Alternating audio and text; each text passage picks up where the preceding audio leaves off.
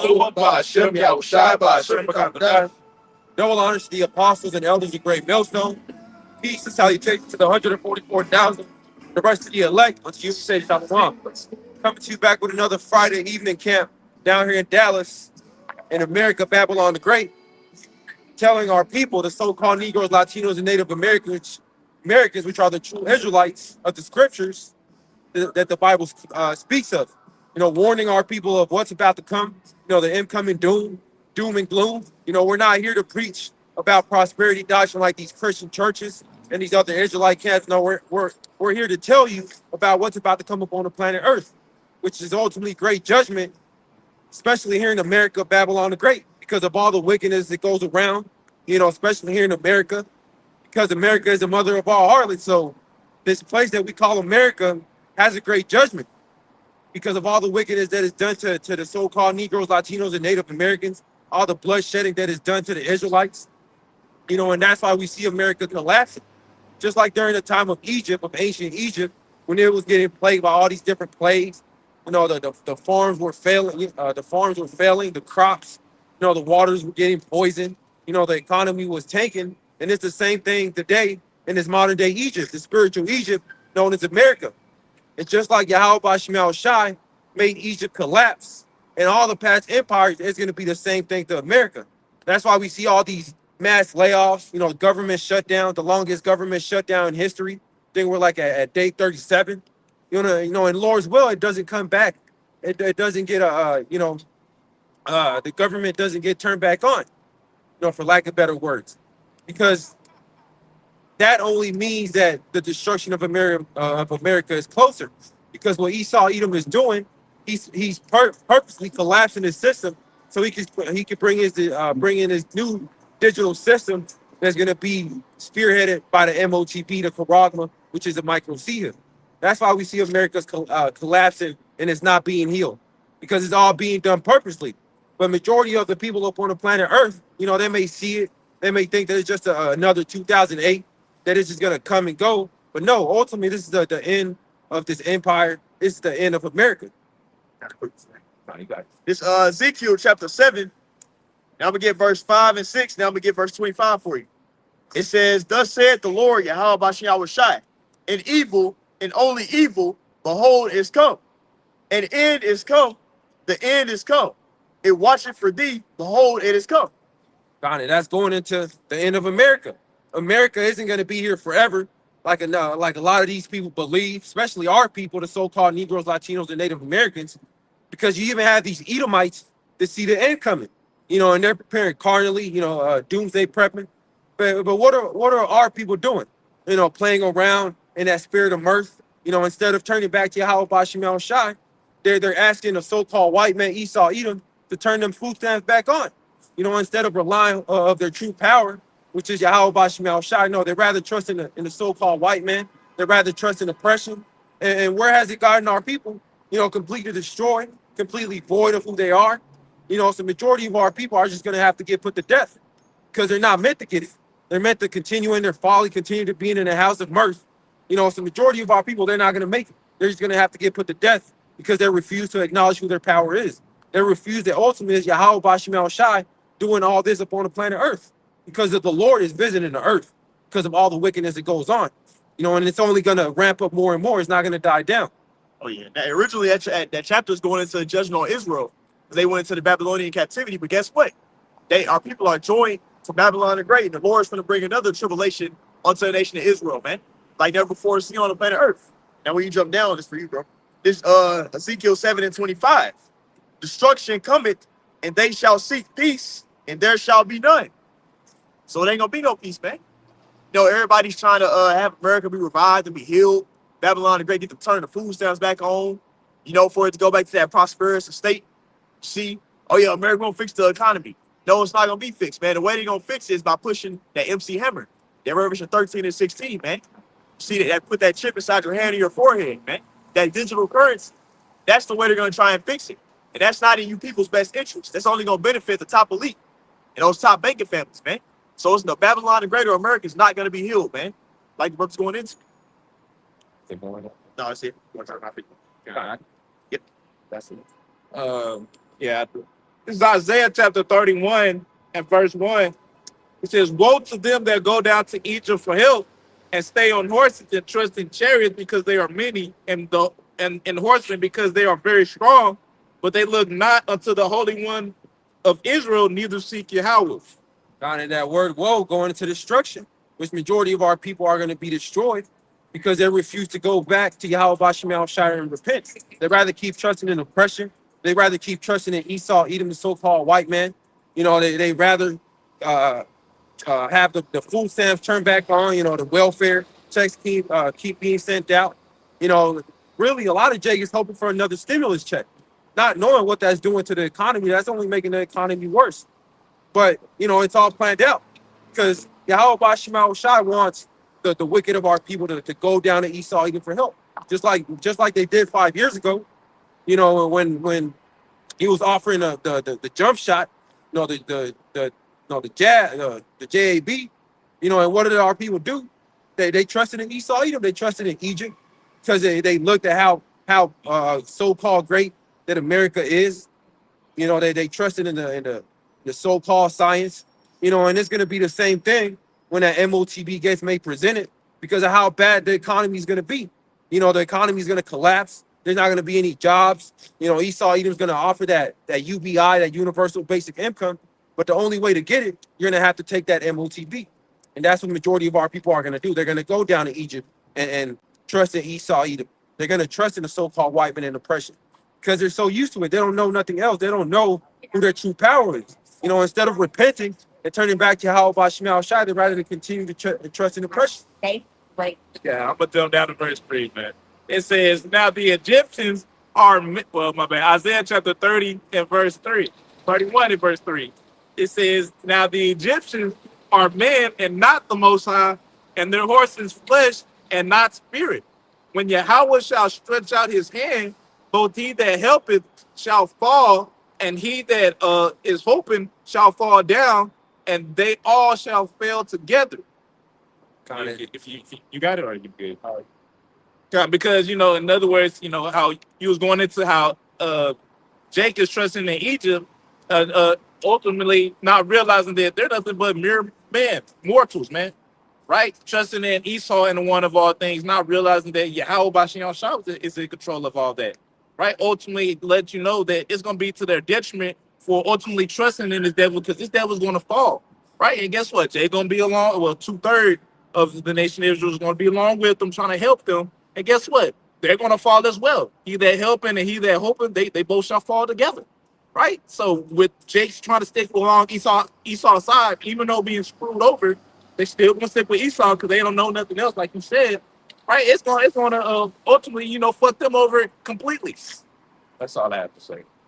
Time, because when has the so-called white man, Esau Edom, had the best interest of our people? You know, whenever he's offering you something, there's always an agenda hidden behind it. Yep. And he's about to do the same thing. You know, we see that he's collapsing the economy, but it's for a reason. It's so he could you know, do away with the dollar, do away with the physical currency, so he could bring this new digital currency that's going to be spearheaded by the conglomerate, the MOTB. Yep. This Jeremiah 17 and 5. Thus said the Lord Yahweh Bashem Shai, cursed be the man that trusted in man, that and make it flesh his arm, and whose heart departed from Yahweh Bashem Shai. See, like brothers going into, man, that's what you're doing when you try and trust this devil. All you care about is money. All you care about is getting that bag, having a spot in this world. And little do you know, whatever career you're doing is helping further this kingdom, which is keeping your ass on the bottom. You see, but Yahweh Bashem Shai is coming to put us on the top, man, to subject all these nations. Our people, like the brothers going into, trusting in America, Babylon the Great. That's that broken staff for the wicked, man. This place is already slated to go down. So our people that's following it gonna go down with them, man. Yep. No, that's it. Yep, this Jeremiah chapter 51 and verse 7. It says, Babylon has been a golden cup in Yahweh Bashem Shai's hand that made all the earth drunken. The nations have drunken of her wine, therefore the nations are mad. Going into the Babylonian way of life, this American lifestyle, the so-called American dream, which pretty much is dead. You know, it was always a dream, but now that our people are starting to realize that, damn, you know, we got a fool. by the so-called white man. He told us if we go to college and get a degree, if we work hard, then we will be just like him. We will be equal like the so-called white man. But now that he's laying you off, now they're starting to realize, damn, I was drunken off of the philosophies of Babylon, the American dream, the black woman, Eve, they're starting to realize that they've been bamboozled, to going into college to break away from their men, and everybody's starting to realize, damn, we've been fooled by America. We've been fooled by Babylon the Great and all these different nations. That's why they're starting to dump the dollar, because now they're starting to realize that, it was just like a parasite relationship.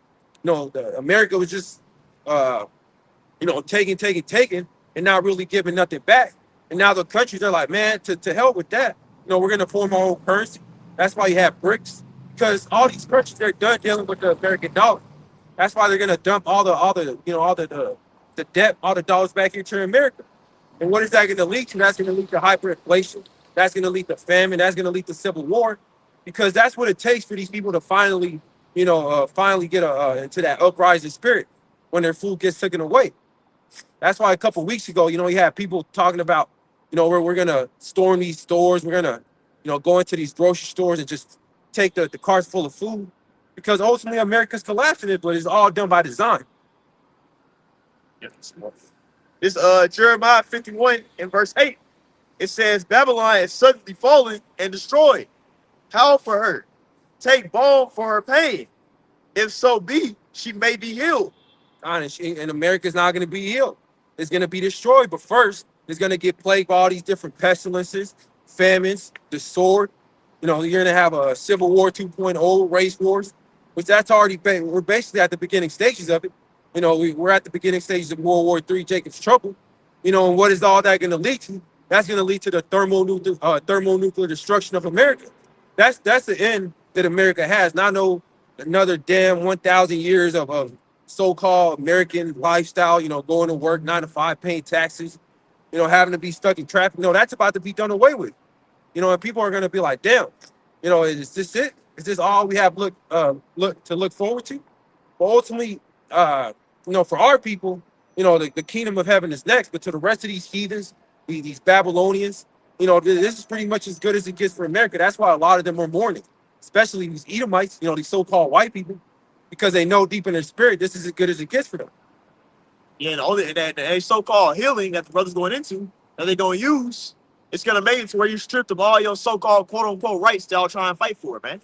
But if they put that device inside of you, they're going to know exactly where you are, exactly how much you're spending. They're going to be able to shut that thing off. See?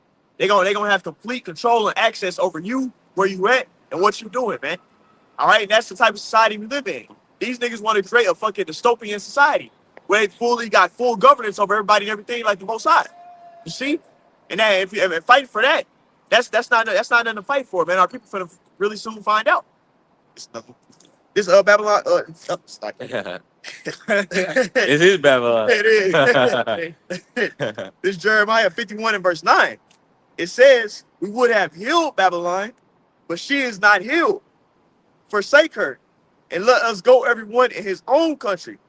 For her judgment reacheth unto heaven, and is lifted up to the skies. And that's going to be the end of America. It's going to be thermonuclear fire. So that's why it's not going to be healed, because Yahweh Bashim Shai is not with America. He's not with this empire being ran by the so-called white man. That's ultimately why it's going to be destroyed. But what are our people hoping is to America to be healed? To the economy to be fixed, for dollar to go back to $1, gas to go back to $1.50. No, but that's not going to be the case. It's only going to get worse. Inflation is only going to keep rising. People are going to keep getting laid off, because of this government shutdown. You got planes falling off the sky, letting you know that this place is done. Because now you're not going to have airplanes, flying out throughout the holiday season. Right now they say it's only a 10%, of airplanes that are going to get shut down, aerospace, but it's only going to increase more. Lord's will by Christmas is 50%, and it only rises up more, because that's the only thing left for these people. The holiday season, Thanksgiving, Christmas, New Year's. That's the only thing that they got to look forward to. But what's going to happen when that gets taken away?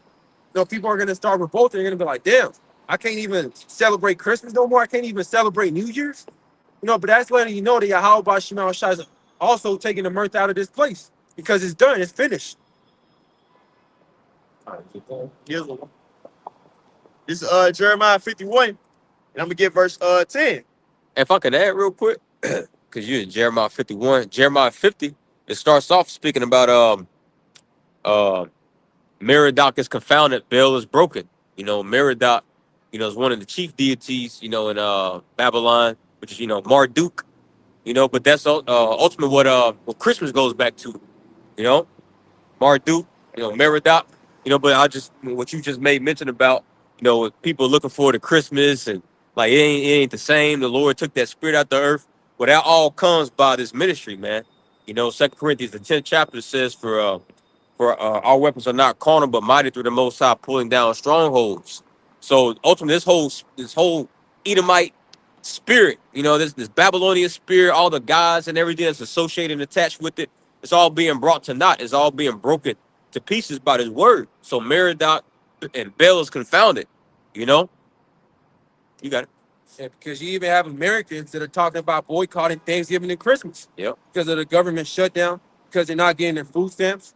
And ultimately, that's the Lord putting it up on his spirit to not go out there and partake in these things. Because really, they're all pagan holidays, but yet they're still celebrating them. So they could get a feel for that so-called mirth that they felt back in the day. Back when there were, children, teenagers, young adults. That's why people are still trying to cleave on to the old ways of Babylon. Celebrating Christmas, celebrating, Easter, all these different holidays. But the Lord is also taking the spirit out of everything. He's taking the spirit out of Babylon the Great. The mirth is gone. Yeah, niggas trying to bring the 90s back, trying to bring the 80s back, particular haircuts and dress Big ass styles. pants and shit. Yeah. Jake trying to listen to all the 90s music, which 90s had great music. I get it. I listen to a lot of 90s music, but just going into that's just Jake's spirit. They just trying to bring those good old days back. If I could get this real quick for you, since we say that Ecclesiastes 7. It's Ecclesiastes chapter 7 and verse 10 in the NOT. It says, "Don't long for the good old days. This is not wise." Because why are we not supposed to long for that? Because, man, listen, we still in captivity. Yeah. Okay, it was the 70s, it was the 80s, which I wasn't alive back then. Or we could use, or you brothers, us brothers, we could speak, more relatively, for the 90s, early 2000s. Those some cool times. You had PlayStation, you had Nintendo Wii came out. You had Playboy. What? Not Playboy. What's the Game Boy? I'm thinking about Game Boy. Game. Playboy too. but yeah, man. But like that shit. Listen, that the Lord took that spirit out the earth, man. BET Awards. That shit used to be dope. Yeah. Jake. Watching the BET Award, but just this year, they said that they're canceling BET Awards now. Hey, but that's a good thing. The water Yahweh Shema Shai, because that's black culture, man. That's a shame and a reproach upon our nation, man. All that, what they rapping and singing about, but hey, we're not supposed to long for the good old days, man. Why? Because we got something to actually look forward to, the kingdom of heaven. If I may add to you, bro, like they been just trying. They had a couple of years ago, they were changing the jerseys for the basketball because people ain't buying that shit no more like that. At a point in time, that shit was jumping like when it's the NBA Finals, everybody, oh yeah, let's watch the finals, or let's watch this, let's watch the Super Bowl. Now it ain't jumping like it used to be no more. It ain't that excitement no more. It's showing you the Lord taking the mirth out of this place, man. It ain't all this fun, all this having a good time. Motherfuckers ain't eating right now. Yeah. Motherfuckers barely able to pay their rent right now. They mortgage too goddamn high. That's the time period we in right now, and it ain't fun no more, man. This entertainment shit, this shit getting old. That's why they trying their hardest to try and promote it and shit, but ain't nobody watching this shit no more, man. Yeah. Bro, even down here in Dallas, downtown Dallas area, Deep Ellum. Bro, Deep Ellum used to be the spot on Friday nights. Brothers that's, older, they speak about how back in the days, early 2000s, it used to be booming. I wasn't out here, but, from the short little time, we've been out here like, man, Deep Ellum used to be cool, but now it's a curfew. It's a curfew out there. They shut it down. I think the curfews are like 10 o'clock. That's still relatively early. you know. But you know, a lot of niggas was shooting each other and fighting and stuff, you know. But that just complements what you're speaking about in the sermon. You know how the Lord's just, you know, bringing everything to naught. You know, the mirth of the city is being brought to naught, man. Shit, even the fair. That shit that sells in that motherfucker went down drastically. I was seeing news. If you got that shit on the news, you know it's big. Yeah. That shit, I think it said it went down almost like $500,000. Like the sales, and how many people that was up in the fair. Because the state fair, that's like a big thing. That used to be a big thing in Texas. Now, niggas weren't going to that shit no more, man. Can't afford that shit. That's it. Ecclesiastes 12, 13, 13 and 3, 12 and 3. Get this Ecclesiastes chapter 12 and verse 3. It reads, in the day when the keepers of the house shall tremble, and the strong men shall bow themselves, and the grinders cease because they are few, and those that look out of the windows be darkened. And that's what's happening. The grinding is season, going into these jobs, all these people getting laid off, being replaced by AI, automation, because ultimately the Lord is collapsing this place.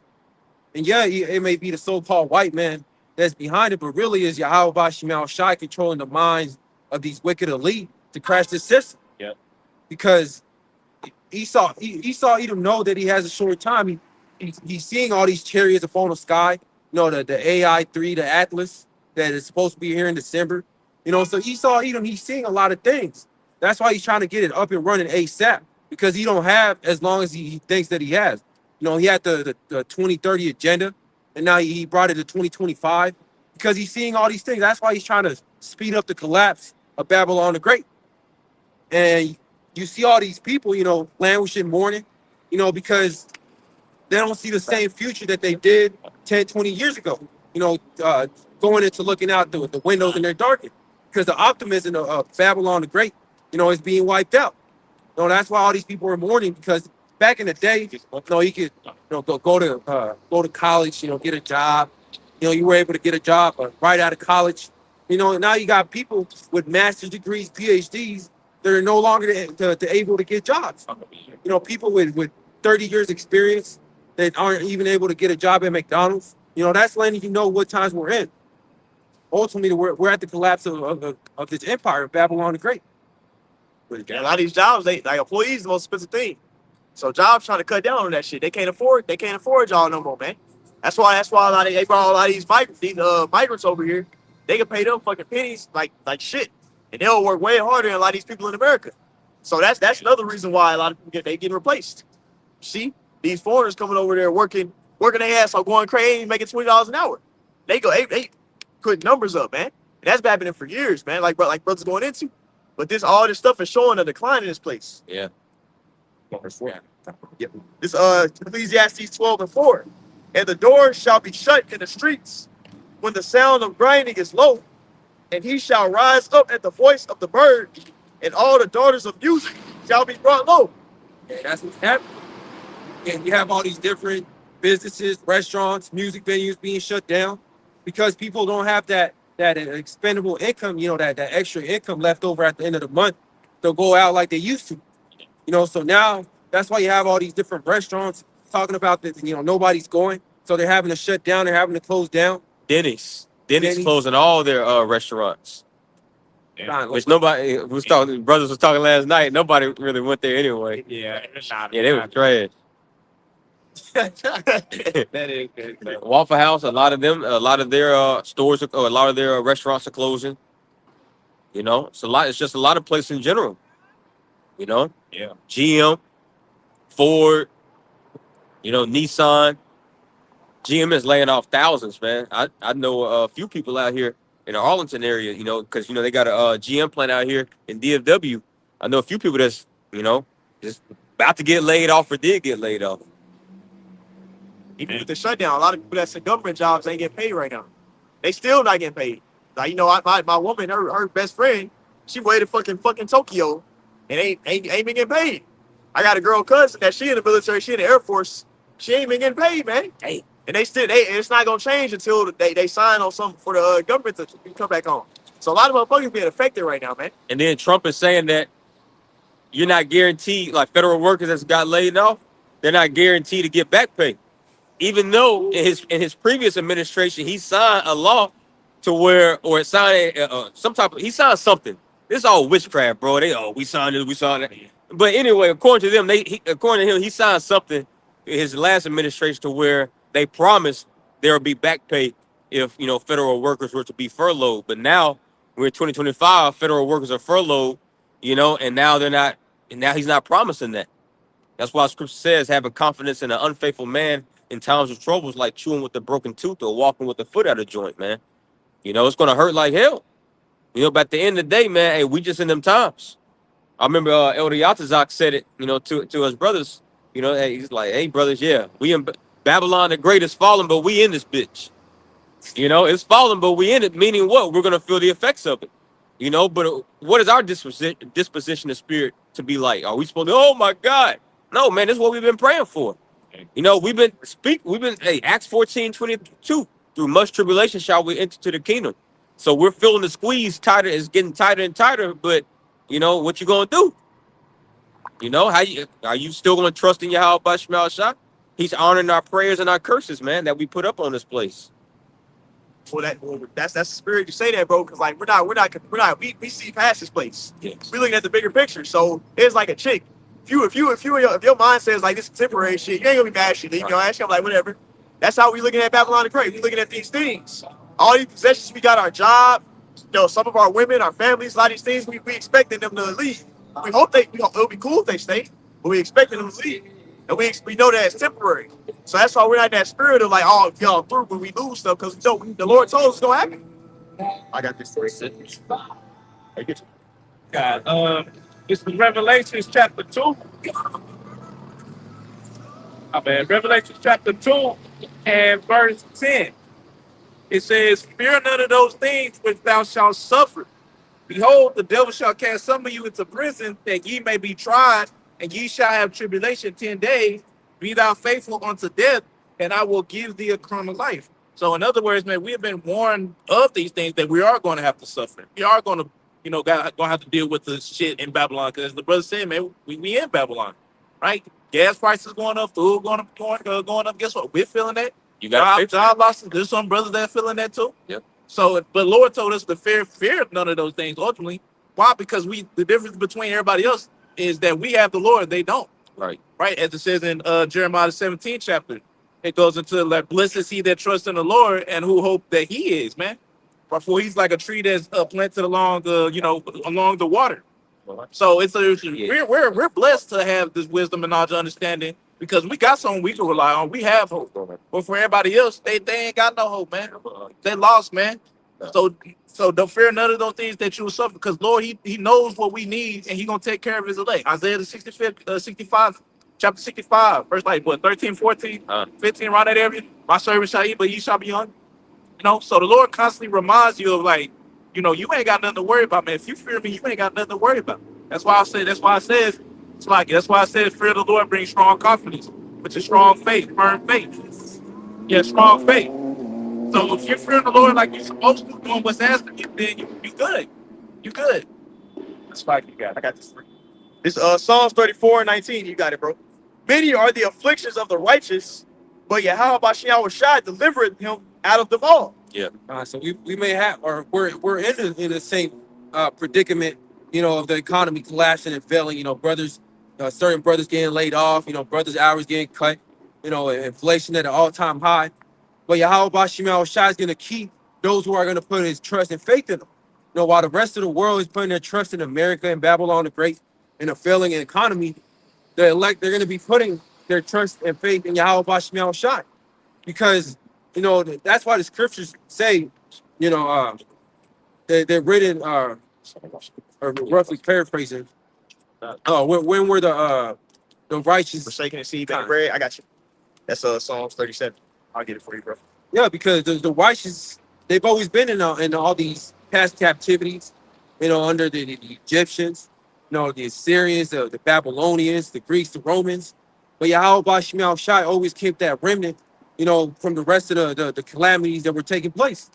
During the time of Egypt, Yahweh Bashal Shai was keeping Israel, in the land of Goshen, while the rest of the Egyptians, they were getting plagued. They were seeing all these different apparitions. They were getting hit by all these different, plagues.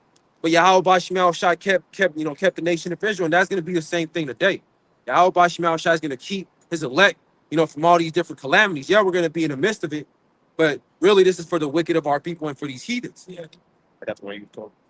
It's Psalms 37 and verse 25. It says, I have been old and now, but it's like it. Read it again. Psalms 37, 25. I have been young and now am old. Yet have I not seen the righteous forsaken, nor his seed begging bread. Going into all the accounts of our different forefathers. They were all in different famines, different plagues during the time of Elijah. He ran into that widow, and he got fed. But ultimately, what was he doing? He was fully putting his trust and faith in Yahweh Shemel Shai. That's what the elect are going to be doing in these last days, because very soon we're going to have to walk away from the system. We're going to have to fully go off the grid because of what's coming. That mandatory MOTB is going to come upon the whole world. But we know that ultimately we're going to have to walk away from this life. We're going to, like it says, Revelation chapter 13 and verse 16. Some of them are going to be killed. Going into how we're going to be, detached from this society, detached from this grid. Because once that MOTB gets made mandatory, we're not going to be able longer to buy and sell, rent an apartment, fill up our gas tank. So that's when we're fully going to have to just, detach from this place and have faith in Yahweh Shemel Shai to keep us. But only the elect are going to have that faith, while the rest of these wicked ass Jakes and they're going to take that Karagma because they have no faith. This second Ezra chapter 16, I'm going to start at verse 40. It says, O my people, hear my word, make you ready to the battle, and in those evils be even as pilgrims upon the earth. Going into the mindset that we should have in these last days. We're not here to establish ourselves for another 100, another 200 years, like the wicked ass Jakes are doing. These so-called Christians, these other Israelite camps that are telling their congregation, to get comfortable, that everything's okay. We're in a time of peace and safety. But ultimately they're lying. Really, the wrong mindset to have is to be in that pilgrim spirit. That pilgrim mindset, detaching yourself from all these different worldly things that we're so used to, all the different comforts. Because very soon we're gonna have all these these comforts of having a home, a roof over our heads. Like the beloved elder apostle Dahar said, we're gonna have to be homeless. That's the time we're about to come into. This verse 41. It says, he that selleth, let him be as one that fleeth away, and he that buyeth as one that will lose. He that occupieth merchandise, as he that hath no profit by it, and he that buildeth, as though he shall not dwell therein. And we're not here to dwell forever and whatever we have built up, in his society, in his life, in America. Because very soon that's all about to be taken away. And that's what's about to happen to these people, to these Babylonians that put all their eggs in this one basket, in their house, their car, their white picket fence, the family, the dog, their 401k maxed out. That's what they're putting their trust in. But very soon that's about to be wiped out. Esau Edom's about to wipe all that out, and they're not gonna have any comfort. They're not gonna have any answers. But ultimately, that's what's gonna happen to those who put their trust in Esau Edom, the so-called white man. This verse 43. He that soweth as if he shall not reap, so also he that planted the vineyard, as he that shall not gather the grapes. They that marry, as they that shall get no children, and they that marry not, as the widowers. And therefore they that labor in vain. So you still have a lot of people that have that hope, that America's going to continue. You still have people sending their kids off to college, to get a PhD, to be in college for 20 years, not knowing what's about to come upon the planet Earth. And really all these people that are, in these high esteemed jobs, CEOs, executives, that think that America is going to continue as it is, they're getting laid off as well. So even all these people that are in so-called recession-proof jobs, they're about to feel the squeeze too. Because really that's the main target, all these people with these high-paying jobs. And they're about to find out, what happens when you trust in oppression, when you trust in Esau system. Ultimately he's going to stab you in the back because it's nothing new. Add to you, bro. Look at these damn rappers. every fucking rapper, you know how Jake will see random shit on our feed. You got niggas like Soldier Boy and all these niggas, they got fucking YouTube pages now. They trying to make podcasts and shit because niggas ain't getting no money like that, man. Yeah. They ain't popping like that no more. You see? Because they was already in debt. Those contracts you saw put them niggas through, instead of to keep their ass in debt forever. You go forever, like that album don't hit, whatever the contract, like whatever our contract was that you signed for, if your album don't hit that amount, you gonna be sacrificed, you gonna have to keep doing shit to make up for that shit, man. And that's what it's set to do. So a lot of these niggas, they over here doing YouTube channels, they over here doing streaming, playing video games and shit. You supposed to be a rapper, man. I thought you was a rapper. Now everybody trying to make a YouTube page, do all that, because they ain't getting paid like that, bro. Yeah. Like brothers going into the merch, this place is just leaving, man. Talking about that. Well, honestly, I was about to say, all these Jake getting these podcasts talking about women, but really, you don't really hear. I mean, it's still around, but that it kind of it came and it went. It did. Because that was a fast. See, our apostles, like there's a reason why we do this. Starting with our apostles because it's in the scriptures. Jake that just wanted to get on the bandwagon and think it was a fad and ride the wave. A lot of them niggas, they done kind of faded away. Now they talking about other stuff like No Fugazi and what's the other dude's name? Fresh and Fit. Now they talking about like other stuff, like more prophetical stuff. But you know who they listening to. Oh yeah. But a lot of Jake, they're not even really talking about women or submit. Sit there, bro. Like, bro, we in the fucking end of the world, bro. Ain't nobody worried about no fucking woman, man. Now, if you get some box, cool. But, man, that ain't on Jake's mind no more, bro. Well, it is, but, That's my attitude. They arguing with fucking Israelites. Yeah, They doing that on their videos. Exactly. That's it. See, I thought you was supposed to be teaching And guys to that make proves money. who they've been watching the whole time, man. Yeah. Drewski. That proves who they've been watching. Anton Daniels came up to the brothers up there in Detroit last year. Oh, y'all dusties, But that just proves, bro, they be watching. And that's why they go back to their little podcast. That's what you guys say. You talk down upon they little podcast. They go back to their little podcast and talk their shit. As if they just came up with all the information of their own. Because that made me think about that's how that's why the scripture said, man, they shall know a prophet been among them. Yeah. Because the deep down inside, man, they like that. The people that are listening, they know that what we're saying is true. Yep. Right? Or at least, in their head, a great possibility. But these people choose to be willingly ignorant, right? Trying to act like, nah, it just ain't gonna happen. Disregarding the fact of what's going on right in front of their face, man. They can't. It's gonna get to the point to where it's just completely undeniable. Right? It's damn near getting to that now. That's why they watch this now. Yeah. Making kids think the shit is funny. Right? Cool, man. You do that. All right, we out there even more now. Even more of a reason there's no cloak for you said, man. Right? Even more of a reason there's no excuse. You heard about the Hebrew Israelites. Right? You had a chance to repent, but you want to go do whatever the fuck you want to do. Right? Go ahead and say, like the person say, start your little podcast and just keep talking your shit. Right? Because when that day comes, man, bro, we gonna be ones, we gonna have the last laugh. Woo. At the end of the day, we gonna have the last laugh with y'all goofies. Yeah. Right?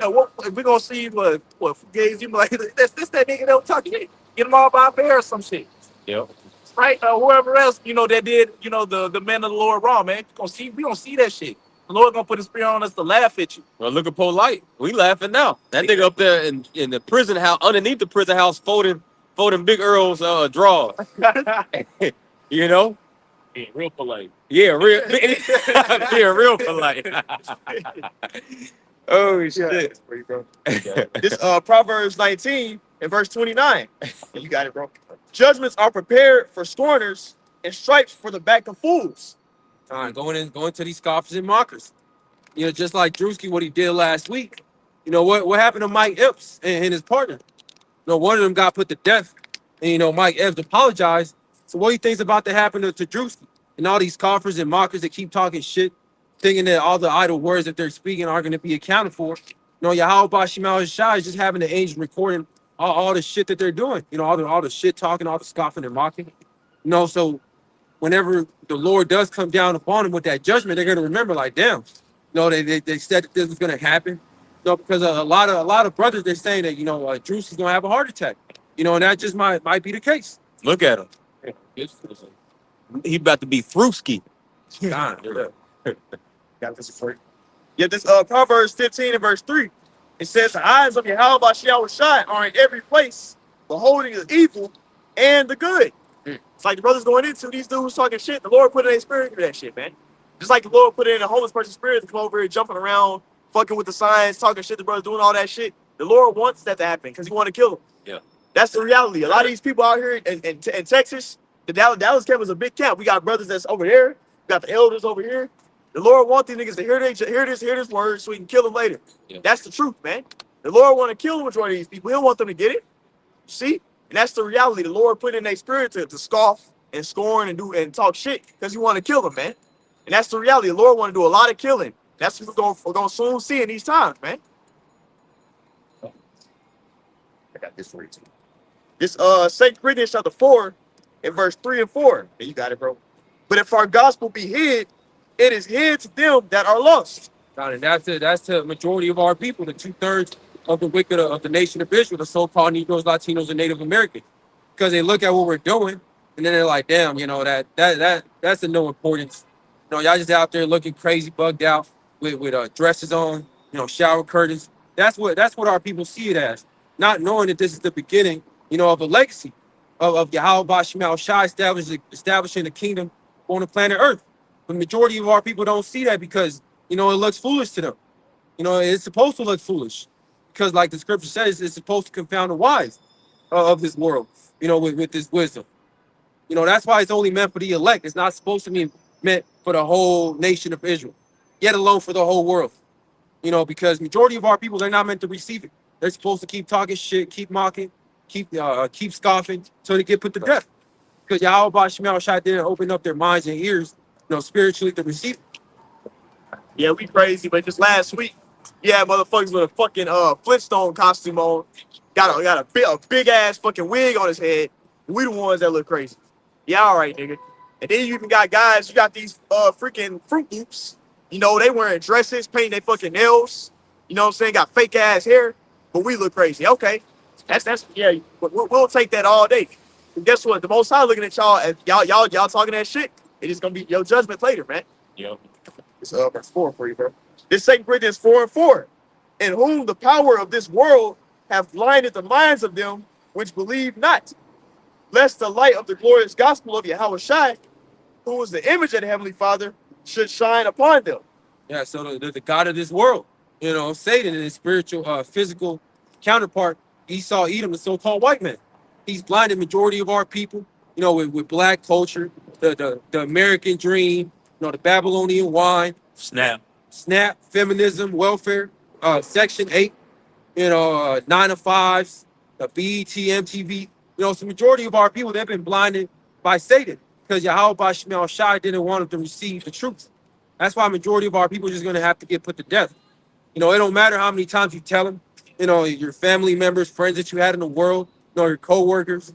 You can tell them till you get blue in the face, and then they're not going to receive it because Yahweh Shemal Shai didn't put it up on his spirit to receive the truth. Only the certain amount of Israelites, starting with 144,000, the rest of the elect, those are the only ones who are going to know this song. No, I got it. Got some? Oh, you done? Yeah. All right. This Matthew chapter 12 and verse 36. I'm gonna start at verse 36. It says, and you got it. It says, but I say unto you that every idle word that man shall speak, they shall give account thereof in the day of judgment.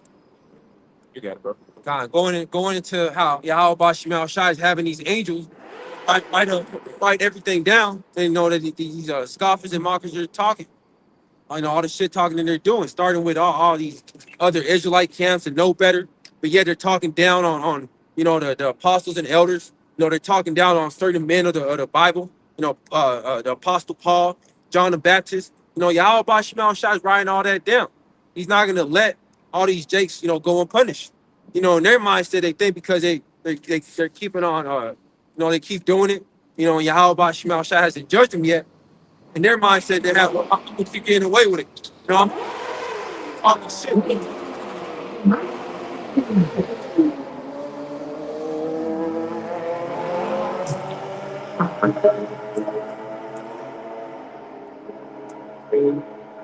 I got these. Back in Matthew chapter 12 and verse 37. It says, for by thy words thou shalt be justified, and by thy words thou shalt be condemned. Going to these jakes in the world that are, scoffing and talking shit, that refuse to take heed to Yahweh Bashim Shot. Drewski, what happened to Polite, and these other podcasters, they think that, it's just, it's not significant to what they're doing out there on the highways and byways. They crazy, they bugged out. But really the Lord is writing all that down, and he's reserving them for the day of judgment. Because really he wants a lot of them to take that MOTB. He wants a lot of them to have all that so-called wealth get taken away, and Esau Edom offer it back to them, by taking that Karagum. But that's ultimately Yahweh Bashim Shah has reserved for all these shit talkers, all these, podcasters, these celebrities that refuse to turn back to Yahweh Bashim Shah. God, that's it on that for me. Got this three. This Ecclesiastes chapter 8 and verse 11, because you quoted it earlier. It says, because sentence against an evil work is not executed speedily, therefore the hearts of the Son of Men is fully set in them to do evil. So like the brothers going into, man, they like, since the judgment happen right then and there, they'll talk some shit. They doing these, they'll do their little show. They'll have some nigga that ain't been in the truth a year on their little podcast, art, and they make him look confounded. And then they want to trying to shit on the prophets. And then you got some of these camps, man. These camps is the one who really the Lord finna judge, because they know better. They not teaching the true names. They denouncing the importance of certain men of the Lord, who paved the way for us to be out here. You see, that's who's really finna get that fucking judgment, man. And it's not no fucking game. The Lord don't play it. Like, the Lord don't play about what you're doing to his sheep. Yahweh Shah died for the sheep, man. So all these people teaching this bullshit, not teaching the true names, you see, treating the men of the Lord wrongfully. They got certain people in their camp not teaching them the right doctrine. They getting over on them, treating them like shit. They be coming out with these things on they after they fall out. They'll leave the camp and they exposing that shit, man. And you got a special judgment for you, man. Like Lord finna come and visit them, man. Yeah, because the whole age of a marriageable woman, that's been a topic this week, and it's been broken down over and over again. But yet Jake is still talking shit, calling this rapist, talking all this mess. But Yahweh Bashim Shai is taking note of that, because you've been told, time over about what the true breakdown of it is. But yet, they refuse to acknowledge, because they want to be accepted by the world. They want to teach that friendly worldly doctrine. But Yahweh Bashim Shai is not dealing with that. So 2nd Ezra chapter 8 and 55 in the GNT. This the angel Uriel speaking to the prophet Ezra, as Ezra was asking a laundry list of questions of what's going to happen to the wicked, what's going to be their judgment, why. So this is what the angel said. He says, so don't ask any more questions about the large number of people who are lost, for when they had the opportunity to choose, they despised Yahweh Bashim Shah, had contempt for his law, and refused to follow his ways. In addition, they mistreated the righteous servants of the Most High. That's evident out. Like brothers going into, they mistreating right now. You got guys tinting all this money. You ain't even gonna tell them what the true names of the Lord is, man. You ain't gonna tell them what the MOTB is, man. They giving you all that money. See? Nigga driving around nice ass cars. Oh, we keeping a Feast of Tabernacles. Y'all in the nice ass Airbnb where everybody else got their ass outside in the fucking tent. Yeah, all that shit you're doing, the Lord documenting all that stuff, man. It's gonna be a special judgment for you, man. Like the brothers going into. You got it. 2nd Chronicles 36 and 15 NLT. The Lord Yahweh Bashim Shah, the power of their ancestors, repeatedly sent his prophets to warn them, for he had compassion on his people and his temple. Proving that this ministry is ultimately, the Lord's compassion, him opening up, mercy. But look how Jake is treating it. Verse 16, but the people mocked these messengers of the Most High and despised their words. They scoffed at the prophets until the Lord's anger could no longer be restrained and nothing could be done. Yeah, and that's going into who the true prophets are. Those who are being talked down upon, who are being persecuted, by our own people. Starting with our apostles and elders on down. Because these Christian churches, they're not being talked down upon. These other Israelite camps, they're not being talked down upon. No, instead, they're loved by the world. That's why they have a large following. That's why they have tens of thousands of followers, and nobody really talks down upon them. No, but that's ultimately letting you know who Yahweh Shema Shah is really dealing with. He's not dealing with these camps that are loved by the world, that nobody's really coming up against them, especially Esau. Edom. They got 100,000 followers, but Esau Edom's not taking their pages down. But you have a brother with 100 subscribers, and he just says one word that triggers the algorithm, and it gets taken down. That's letting you know who the Lord's really dealing with. Yeah. If I can say, today we seen y'all know how YouTube be translating the Transfer. translated yeah, videos, right? Yeah, closed caption. Like, no, well that, but I'm saying, like, Transcribing it. no, I'm talking about like actual voiceovers. You have your phone settings in English or Spanish? English, okay. Well, if you change your phone settings to Spanish, YouTube is gonna translate a lot of English videos to Spanish audio translation to where the actual audio is translated. Oh, Right? So, for example, if you set your phone to Spanish, right? You can change the language. yeah. And you come across a news, like a 2-minute news clip, and it's in English, it'll translate the actual audio. That's a new thing that YouTube has done this year. And basically, one thing it won't translate or one thing it won't repeat is the name of the Lord. One thing it won't repeat is the name of the Lord. Talking about the AI voice. It doesn't repeat the name of the Lord. So Esau knows. He knows, like when we say the name of the Lord, just it triggers something in the algorithm. Like, okay, we're gonna put this video in a certain category. You know what I mean? Yeah. And that's just one of the ways we know that. But they do it. It's like what they do. Do they just like bleep it out, or It doesn't say anything. Oh, they don't say nothing. It doesn't say anything. Have you tried it with like some other BS names like Yahweh or whatever? Yeah, it'll say Jehovah. Oh wow. Oh, Joe. But it won't say how Hashem Yahushua. But that's Revelation 11:8, where also our Lord was crucified. That's just them steadily trying to, crucify and, X out, Yahweh by Shema Shai, his ways, his name, his character, this doctrine, this truth. But the damage is already done. The elect is sealed, bro. Close to it, if not already. So it's nothing this devil can do. You can do nothing against the truth before. Ultimately, the reason why YouTube updated his algorithm like that, because the Lord wanted them to, man. He put the spirit up on them to do that. Because this ministry is pretty much, this phase of the ministry that is pretty much almost at the end. That's why Elder Pastor Hart, told his brothers this week, PSA announcement, every brother should have an Odyssey and a BitChute account, because now it's getting to the point to where now particular, brothers' whole pages being taken down, and like your username, your account, everything's all, because YouTube changed their requirements a few months ago with this AI digital biometric verification. So really, it's like it's linked to you personally. So if you try to create another page, it's not going to let you. So yeah, we go on to different platforms, man. So, but that's ultimately the family of the word brewing up, man. We had an incident that happened maybe a few days ago, or it might have been here yesterday. Here in Texas, somebody actually got approached by the police about what they said online.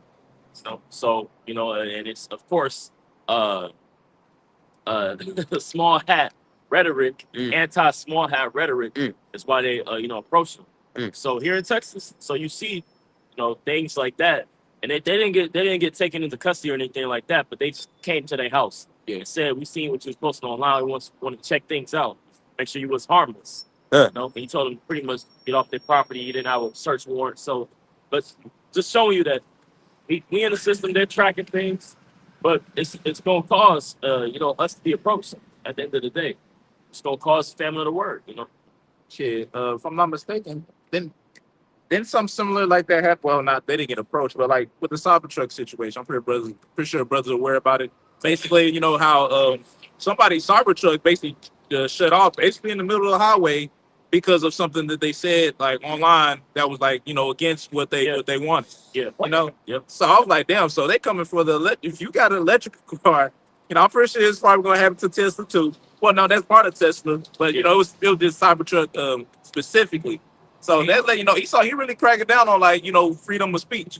really ain't gonna be no freedom of speech, man. You do this and say this, or you get in the fucking boot, right? And it's really gonna be magnified when the MOTB is made mandatory, man, right? Because then they're really gonna be able to track what you're doing, what you're saying. Oh, you said this, shut your shit out, man. You can have all this money, you can have your credit can be good or whatnot. Credit score done drop, your money you can't buy shit, right? So Esau, man, he pretty much got y'all in the trick bag, man. If y'all take that shit, because if y'all take it, man, ain't nothing. Y'all lose it regardless. The scripture says, "He that save his life shall lose it." Yeah. Right. This is the damn devil we dealing with, man, which goes into deceiver, man. So Esau, he ain't got no true intention, good intention with y'all people, right? He only thing he wants is just total control, man. Total control and be looked at as the most high. Yeah. That's it, bro. But y'all got it. This Sirach, known as Ecclesiasticus chapter 12.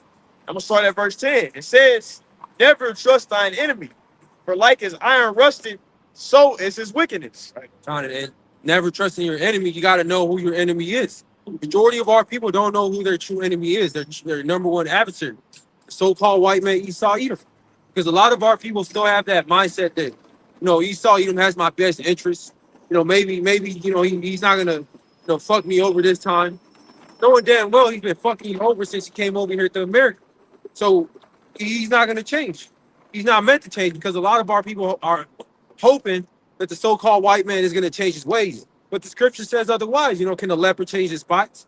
Can somebody who's used to doing wickedness change his way? No. The so-called white man cannot change his ways. He's supposed to be wicked because Yahweh Bashmiel Shah created him to be that way.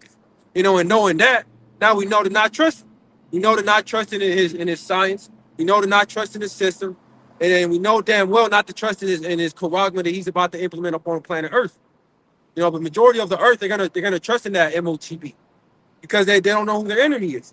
Yeah, if I can make a quick point, because it's just kind of dawned on me now, because some people like to say that we're not slaves anymore, or it's not as bad as like slavery. What makes this so much worse is pretty much what you're going through right now. The fact that people don't know who the fuck their enemy is now.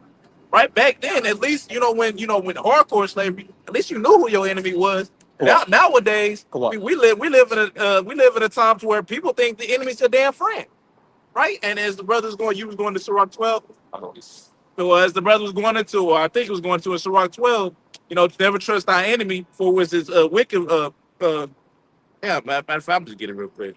This is Sirach chapter 2. I'm gonna get it. Sirach chapter 12 and verse 10. It says, "Never trust thy enemy, for like his iron rusted, so is his wickedness. Though he humbled himself and go crouching, yet took good heed of him. Beware of him, and thou shalt be unto him as thou hast wiped the looking glass, and thou shalt know the rust hath not been altogether wiped away." Going into how this nigga is not going to change, right? Altogether, man. You at the end of the day, you're going to find out that Esau, he's always been that same fuck nigga that he been since all the way back, going back to the garden, right? So, yeah, y'all got that. Sorry. That's the problem. Yeah, that's like it's right.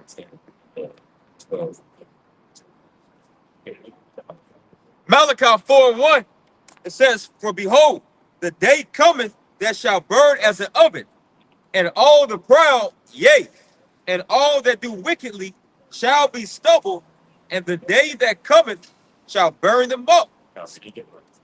God says Malachi 4:1 from the top. "For behold, the day cometh that shall burn as an oven." Right, the day cometh. The day is approaching. See, this judgment that's about to take place on this earth, man, and a lot of people haven't considered. A lot of job jollivity, jolly is going around celebrating holidays, quote unquote holidays, But see, a judgment is taking place. Go ahead. Yep. Malachi 4:1. It is about to be a lot more of that. A lot more screaming, man. A lot more crying, a lot more turmoil, shortages. Says, "For behold, the day cometh that shall burn as an oven, and all the proud, yea, and all that do wickedly shall be stubble." Yeah, all the proud, man. Everybody that abides within this society, the confines of the society, are the proud, the brave, home of the free. All those is, they embody this place, man. A quote unquote liberty, liberty to do what you want to do. You know, any sin, any lust that you got, you can go ahead and obey your thirst. You know, any kind of pride that you carry, you just walk around with it and think you're gonna be unpunished. You know, but those days is coming to a close. You know, a lot of this pride is now being humble. You know, a lot of people that used to be able to go to the grocery store and swipe a card that was given to them by the U.S. government, now that's being taken away. Now they got to stand outside of the food bank. You know, hopefully get some food for the day. Hopefully look for a place to stay to keep themselves warm. You know, taking away certain things. A lot of people that had good jobs, now they got to work. You know, at these Uber Eats.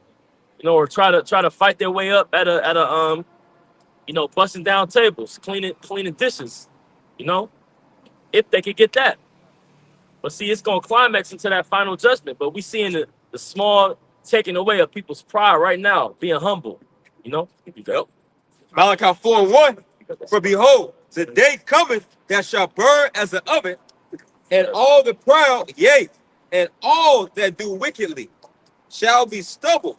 And the day that cometh that shall burn them up, saith Yahweh Shemel of hosts, that it shall leave them neither root nor branch. yeah, it's gonna leave them neither root nor branch. You know, going into that lineage. See, the posterity, the people that are in rulership today, they're gonna be no more because of the way that they rule, because of the things that they did upon the planet Earth. See, it's gonna be no more Edomites because of the things that they've done upon the earth. To our people are continuing to do, and the things they've had done, they have done. See, And fucking that, it's even they're gonna be no more. Really, technically, not even because of things that they've done, but also because of predestination. Romans the 9th chapter. But the children not being born, neither having done any good or evil, but that the purpose of the Most High shall stand according to election. So really, Esau was created to be destroyed, even before he even put his hands upon the Most High's chosen people. yep, he was chosen to be destroyed. But see, the reason that the Lord had it to where He did things is to is to still accuse him in the court of law, man. Right. You know, but he was naturally inclined to just be a demon on the earth. You know, that's just the spirit that the Lord gave him. You see, and his tab is being fulfilled. But we're going to see the effect of that, the effect of wickedness upon the earth. Sirach 10:12, right? Yep.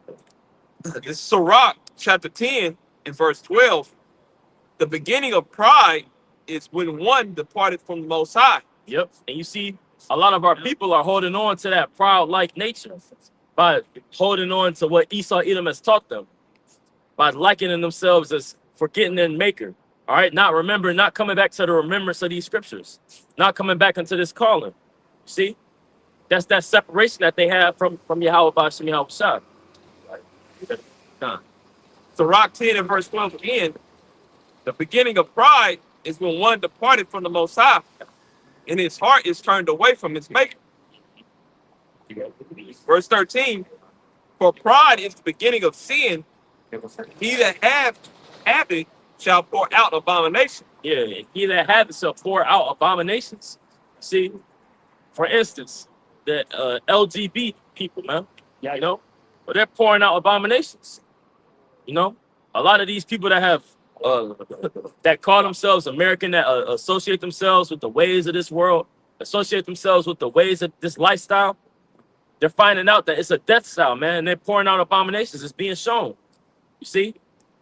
It's like a fire hydrant. You know, it just pours out. Like, really, when you don't have the fear of the Lord, bro, there's no limit. Yeah. There's no checks and balances with you. You know, like we're literally in a world filled with people that literally have no standard in life. Yeah. If you don't have the fear of the Lord, bro, anything goes. Like, you can't trust this nigga around your woman, around your children, around your wallet. You know, so that's why we're praying for a righteous kingdom to be set up. 2 Peter 3rd chapter, we're hastening righteousness, man. You know, to where hey, it's gonna be a harsh, brutal check, man. You know, you try to wiggle around the earth without checking yourself without the fear of the Lord, man.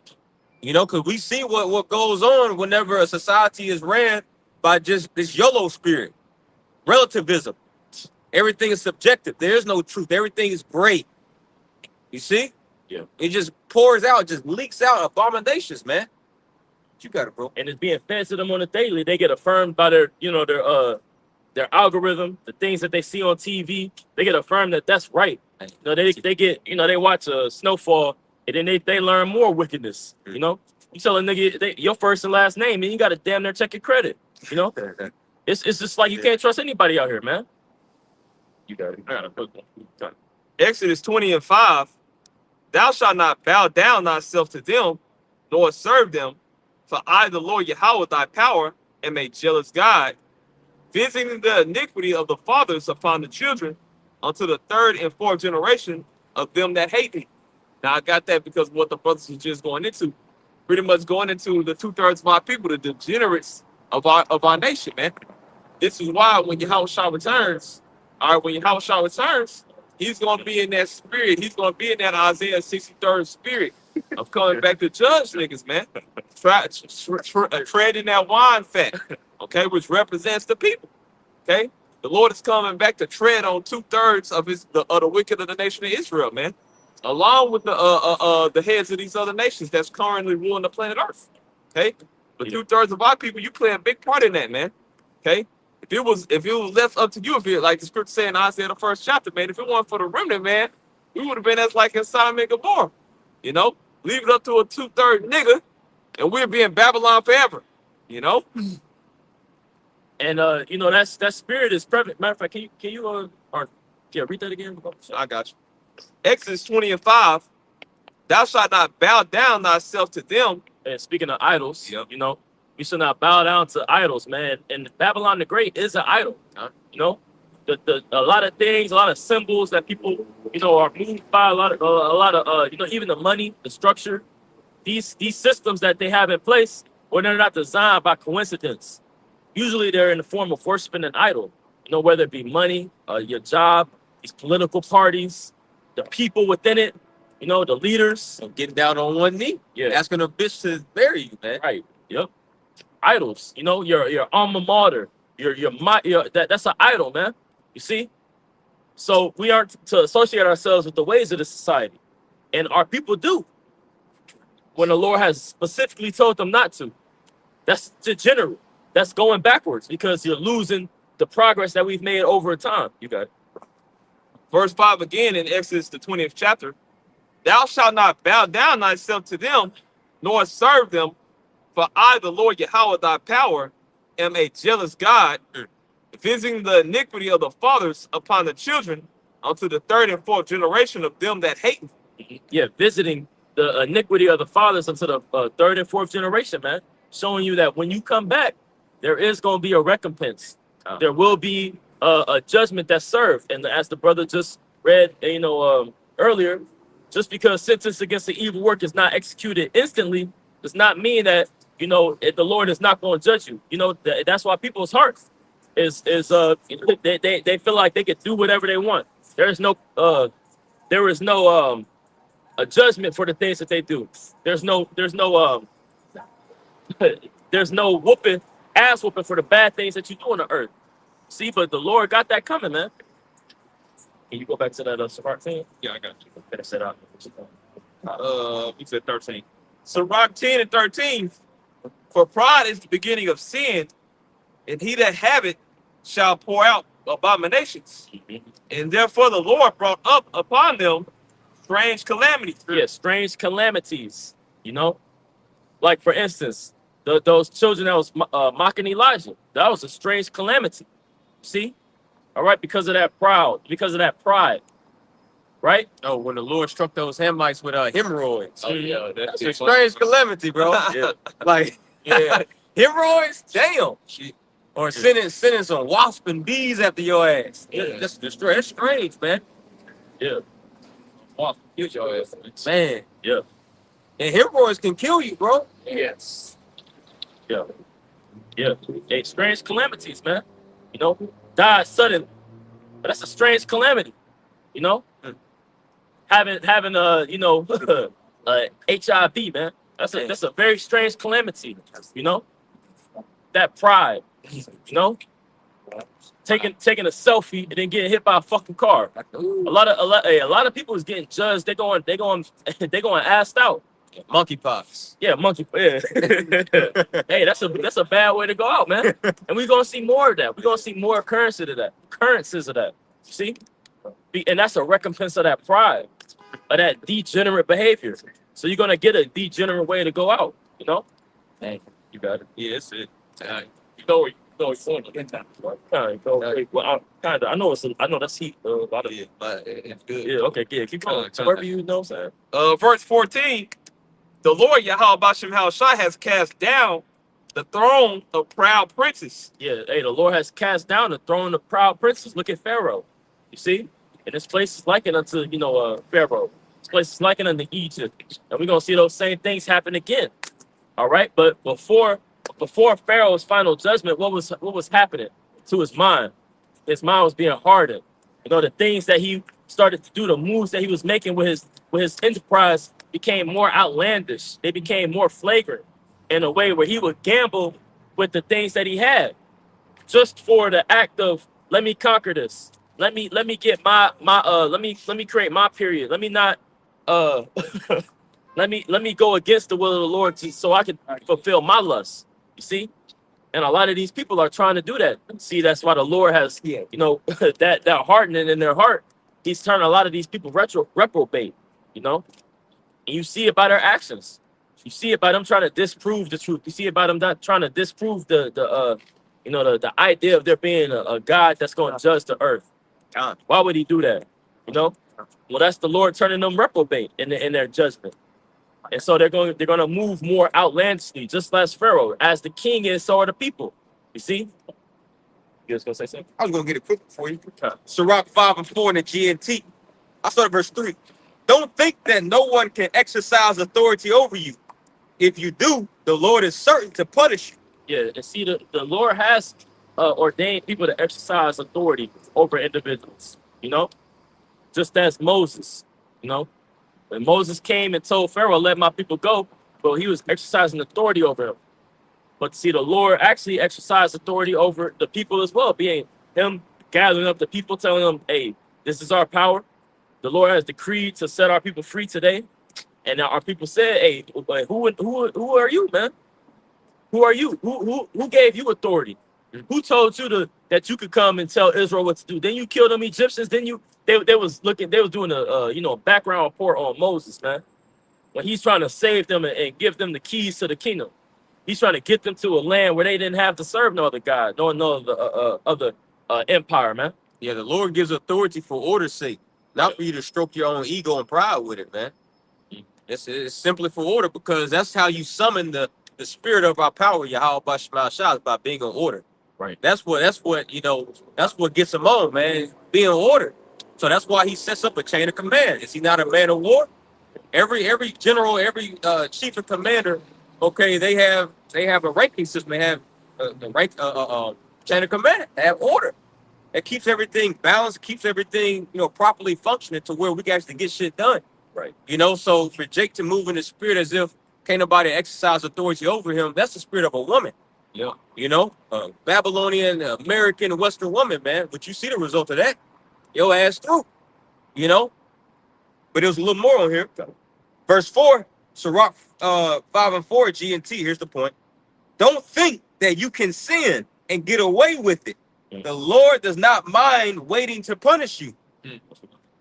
Just laying back on the point that you already made through the spirit, man. Ecclesiastes 8, because the sentence against the evil work is not executed speedily, therefore the hearts of the sons of men are fully set in them to do evil. So people, they become desensitized and immune to judgments. Yep. They think that the Lord's judgments, that was a biblical times. Those ancient days.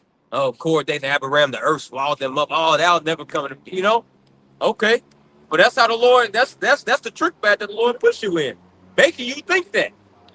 Yeah. that 120-year long grace period to where the Lord was through the ministry of the prophet Noah, the sons of God, they were acting crazy, man. Yeah. Looking like the other nations. and they thought that they were immune and untouchable to the Lord's judgment until the floods came. Did not Yahweh shall say, as it was in the days of Noah, so shall it be in the days of the sons of men? You know, so people, they're supposed to be in these spirit. Okay, like when we look at, you know, government shutdown and wars, rumors of wars, you know, like all this stuff going on, and like to us, it's like, oh my God, man, the prophecy popping off the page, and you know, you get so excited, you know, you looking at everybody else like, damn, bro, like what the fuck? How come they not like they supposed to be in that spirit, man? The Lord wants them like that. Isaiah 66:4, the Lord says, I would choose their delusions. You got to be a special type of stupid, man, in 2025 to really think this shit about to really go on, man. Too much has been said, done amongst all these nations. Too much money and infrastructure and resources have been invested for missiles just to be put up. Bygones be bygones. No, this shit about to get hot. It's about to get nuclear, man. Exactly. Yep. But see, the Lord has given these people over to blindness. They haven't, and here it is. We trying to shine the light. You know, we trying to shine the light. Even with that light, if you wake up early in the morning and that light come on too quick, you still can't see. You know, it's a minute where that light hits you, but you still like you blinded in a way. It's just by not darkness, still blinded by light. Or just as when Moses came from down on the mount, you know, and they had to put that veil upon them. You know. It's in that same way, that veil is upon their hearts. They can't receive this glorious light that we giving out. Hey, Paul was blinded by Yahweh Shah's light. Acts 9 chapter. Yep. So yeah, light is also blinding. It gives light, but it helps you see, but it also blinds you, man. If you can't adjust to it. Right. You know? That's why, like, bro, the eyeball itself, like when you look at the retina, the pupil, all the intricate, you know, facets and mechanisms that makes up the human eyeball, that right there proves that Esau's so-called theory of evolution, that shit's it's a farce, man. Yeah. Bro, the eye is so sophisticated, bro. Yeah. But we say all that to say, like, your eye has to adjust to light. And scripture says that the eyes of a wise man are in his head. So when you listen to this truth, when you come into encounter with the light, you have to adjust to it. But ultimately, the Lord's Spirit has to be upon you to adjust to it. Right. You know? Yep. I got something that I now want to bring out. This 2 Peter 3:3 through 4. Knowing this verse, that there shall come in the last days scoffers, walking after their own lusts. Right. Scoffers. You know, somebody that mocks, somebody that, you know, is an unbeliever. See, but this is gonna happen in the last days. So unwittingly, these people are fulfilling prophecy when they make their skits, when they go around the earth talking about the Hebrew Israelites. They drive down the street and they mock. They blast their horn or they rev their engine and attempt to throw us off. Well, though unwittingly they're mocking themselves and marking themselves for judgment. Yeah. But at the same time, fulfilling prophecy.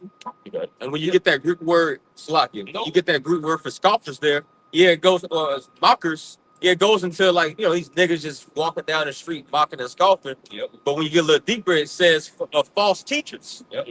Those are the ultimate mockers and scoffers. Yeah. You know, saying that Apostle Paul, he's an apostle that teaches idolatry, bro. You're a fucking scoffer, bro. Yeah. You're trolling. And just to retouch on you know, that whole look, because that's the hot topic. You know, Drewski's a little big. Yeah. You know, and we know it's he's dressed up as an IUIC member. They're dressed up as IUIC members. You know, nevertheless, you know, we know Jake watches, we know Jake listens, man. You know, you would think it comes into a nigga's mind, okay, especially here.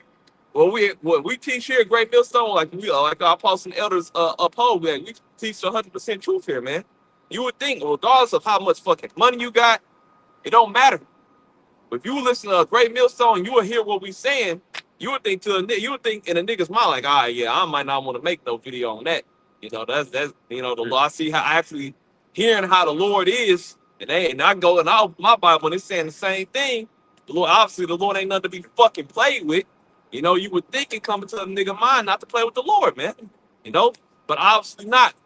So like brother's been saying, if that nigga have a heart attack, it is what it is, man. You know, at the end of the day, the Lord gonna judge Jake regardless, man. How many fucking zeros they got in their bank account, okay? Because if you ain't getting down with this truth, if you ain't getting down with the Lord, then the Lord ain't looking at you, man.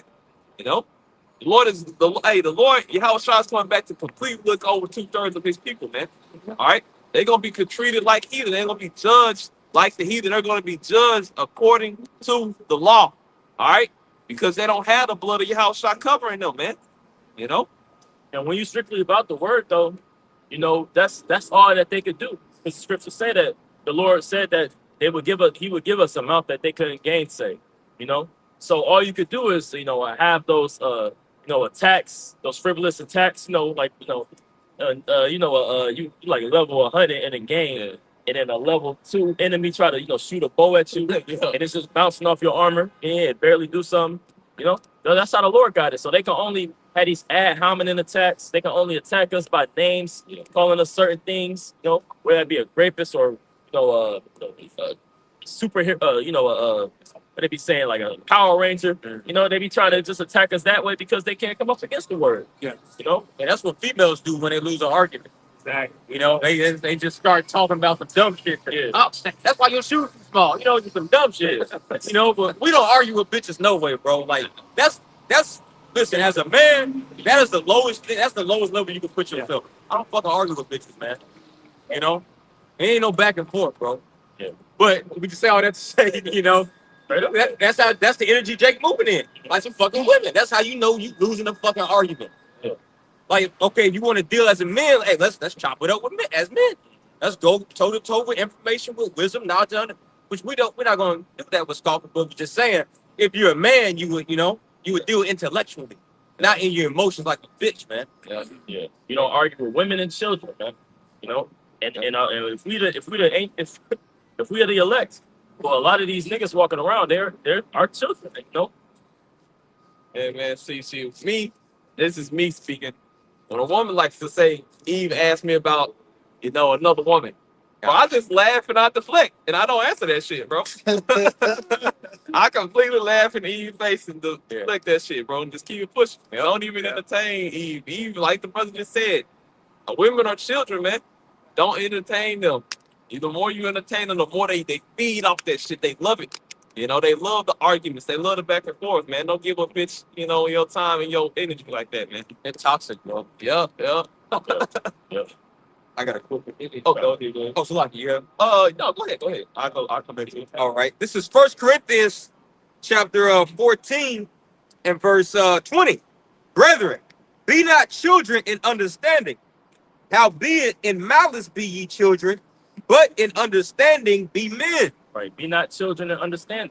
And a lot of that's a spirit on Israel, in general. You seen that, last week when the individual came up to our elders and tried to question them, almost interrogate them, not knowing anything, not being persuaded in his own mind of what he believes, the people that he follows, not actually searching these things out, and that's a sign for us to understand for ourselves.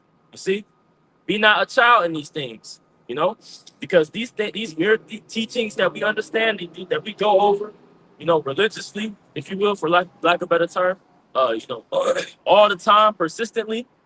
Well, it's going to come to a time where we're going to have to actually be tested upon these things, and that test is not a group test. Right now, you can come out here and you can have brothers being helping you with the pronunciation of Hebrew words that you might not have remembered or might have slipped your mind, right? Or you might have biblical prophecies that your brother slightly correct you on, but in a minute, those slip ups will not be addressed. They're going to be tested upon. They're going to be, do you know it or not? Is it this or that? And it's coming to that. And you see a lot of people are not preparing for it. They're studying in a way where they don't actually believe that these things that they're actually going to happen. So the spirit to be in is being like a man. Girding up your loins.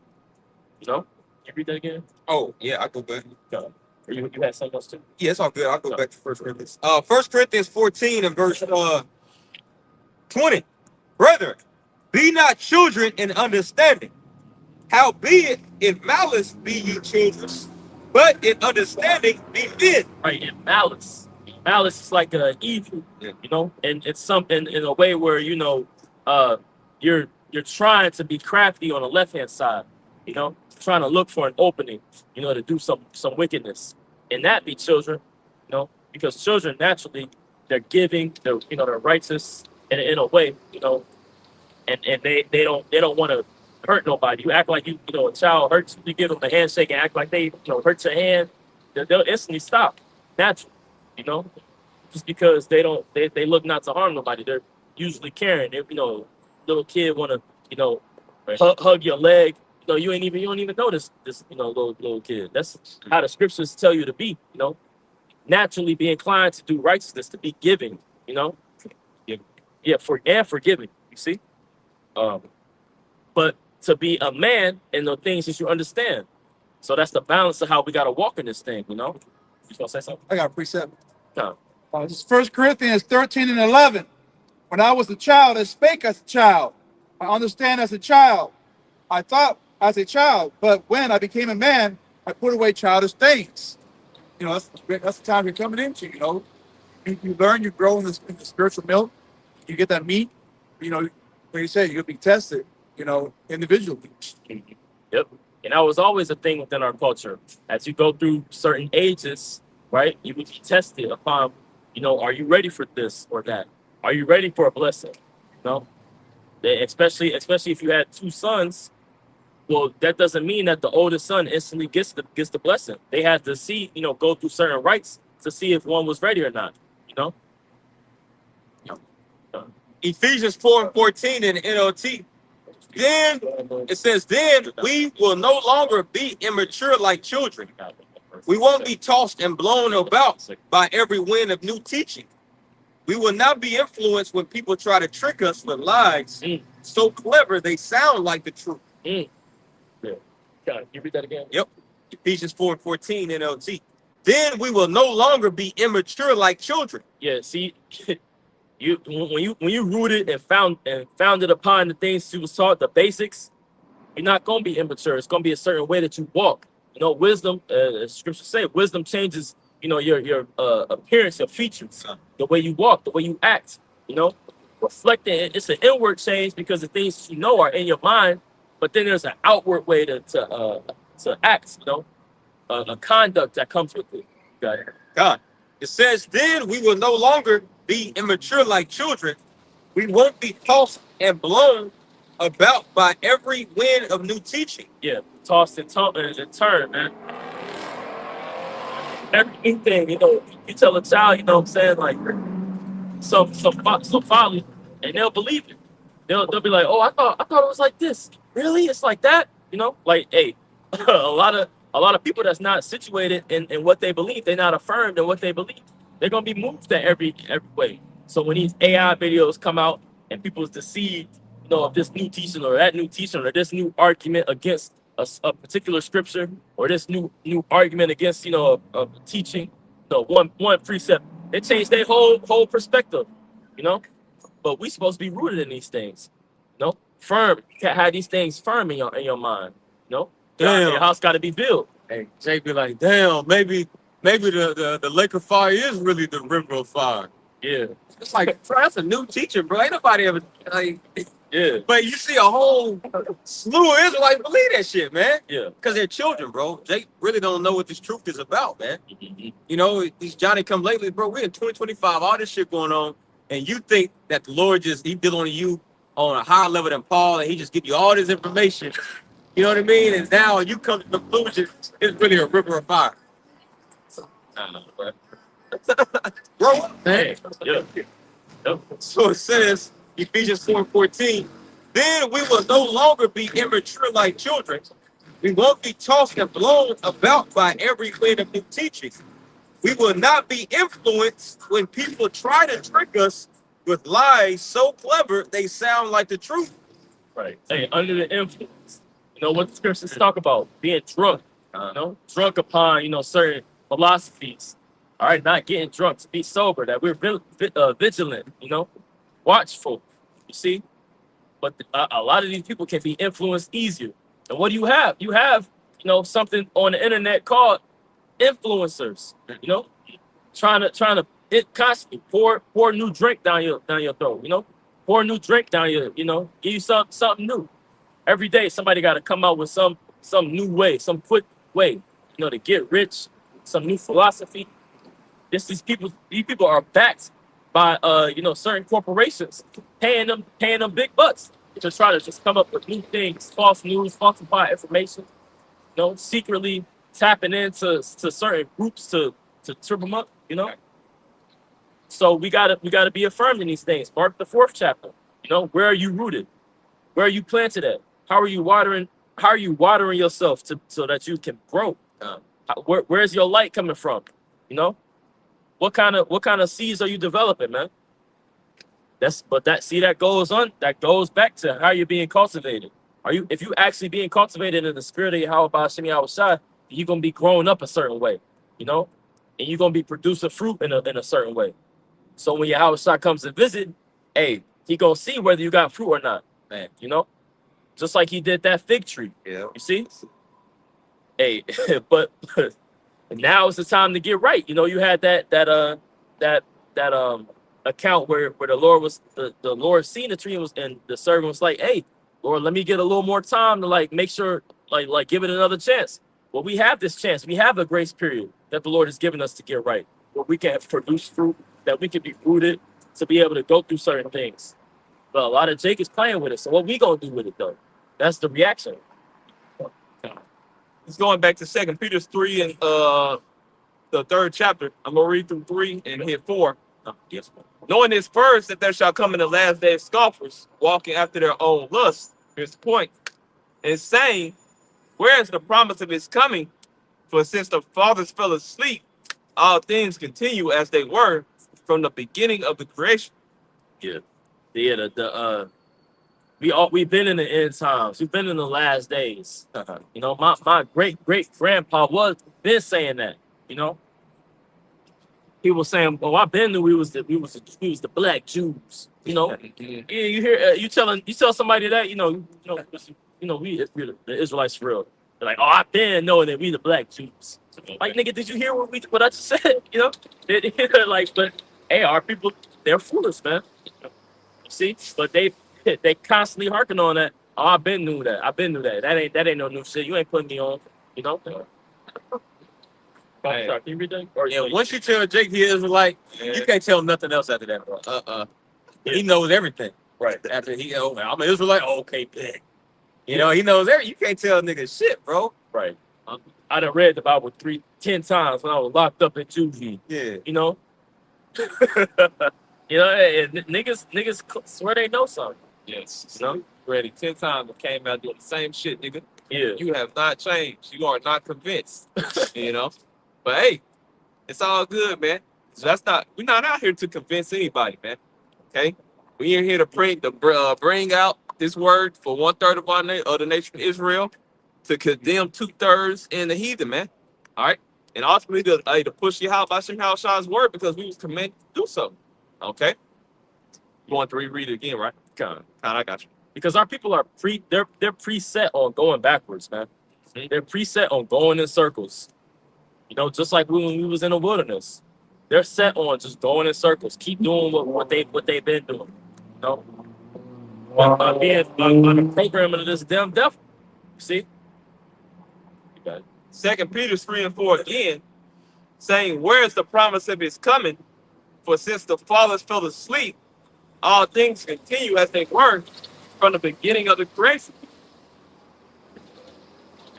Verse 5, for this they willingly are ignorant of, that by the word of the Most High, the heavens were of old, and the earth standing out of the water, in the water, whereby the world that then was, being overflowed with water, perished.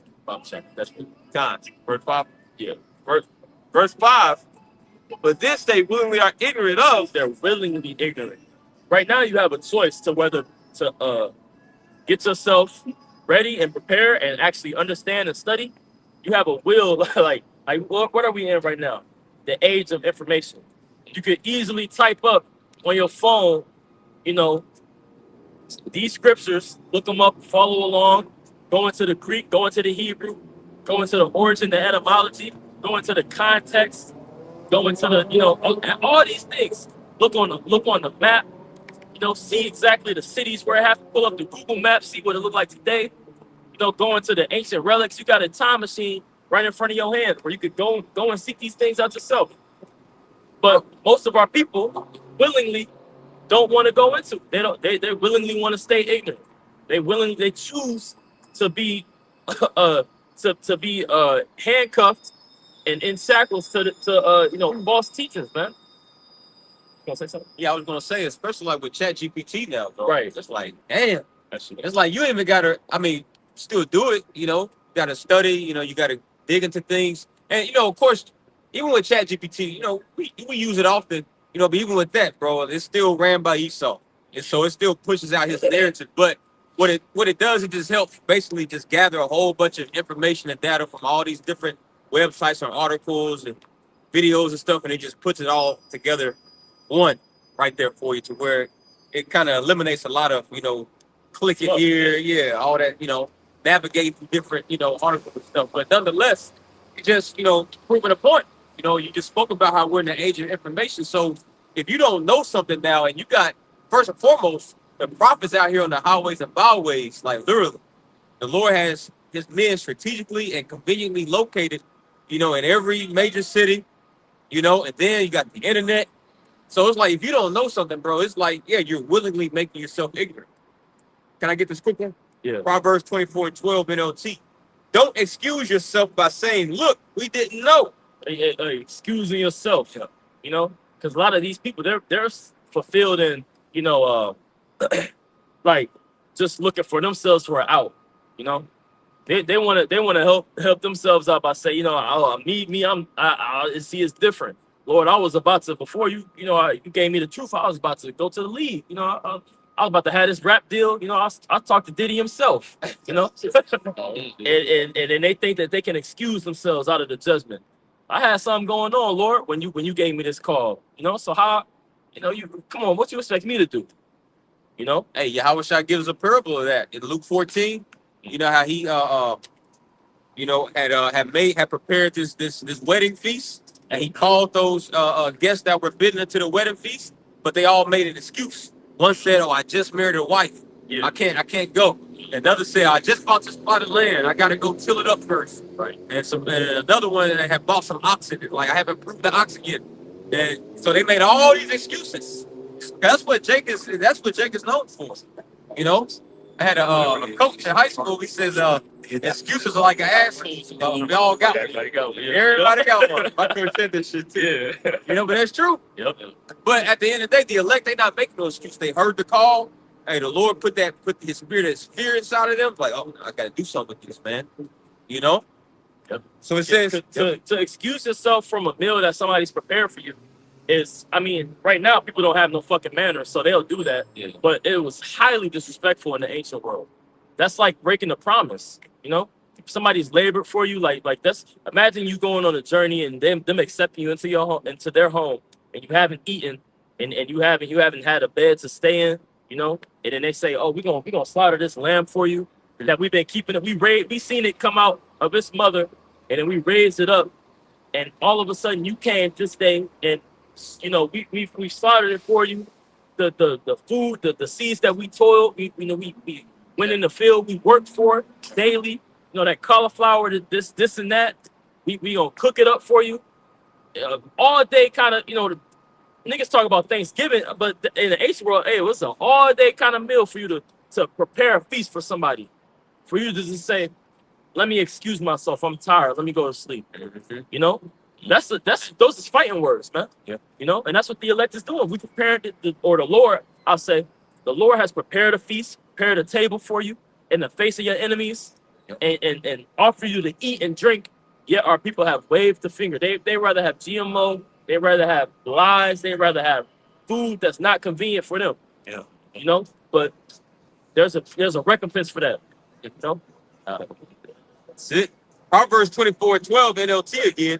Don't excuse yourself by saying, look, we didn't know. For the Lord, Yahweh Bashimah Shah, understands all hearts, and he sees you. He who guards your soul knows you knew. He will repay all people as their actions deserve. He knows you knew, right? Like, how do you not realize that somebody cooking the meal in the house. You don't smell the food.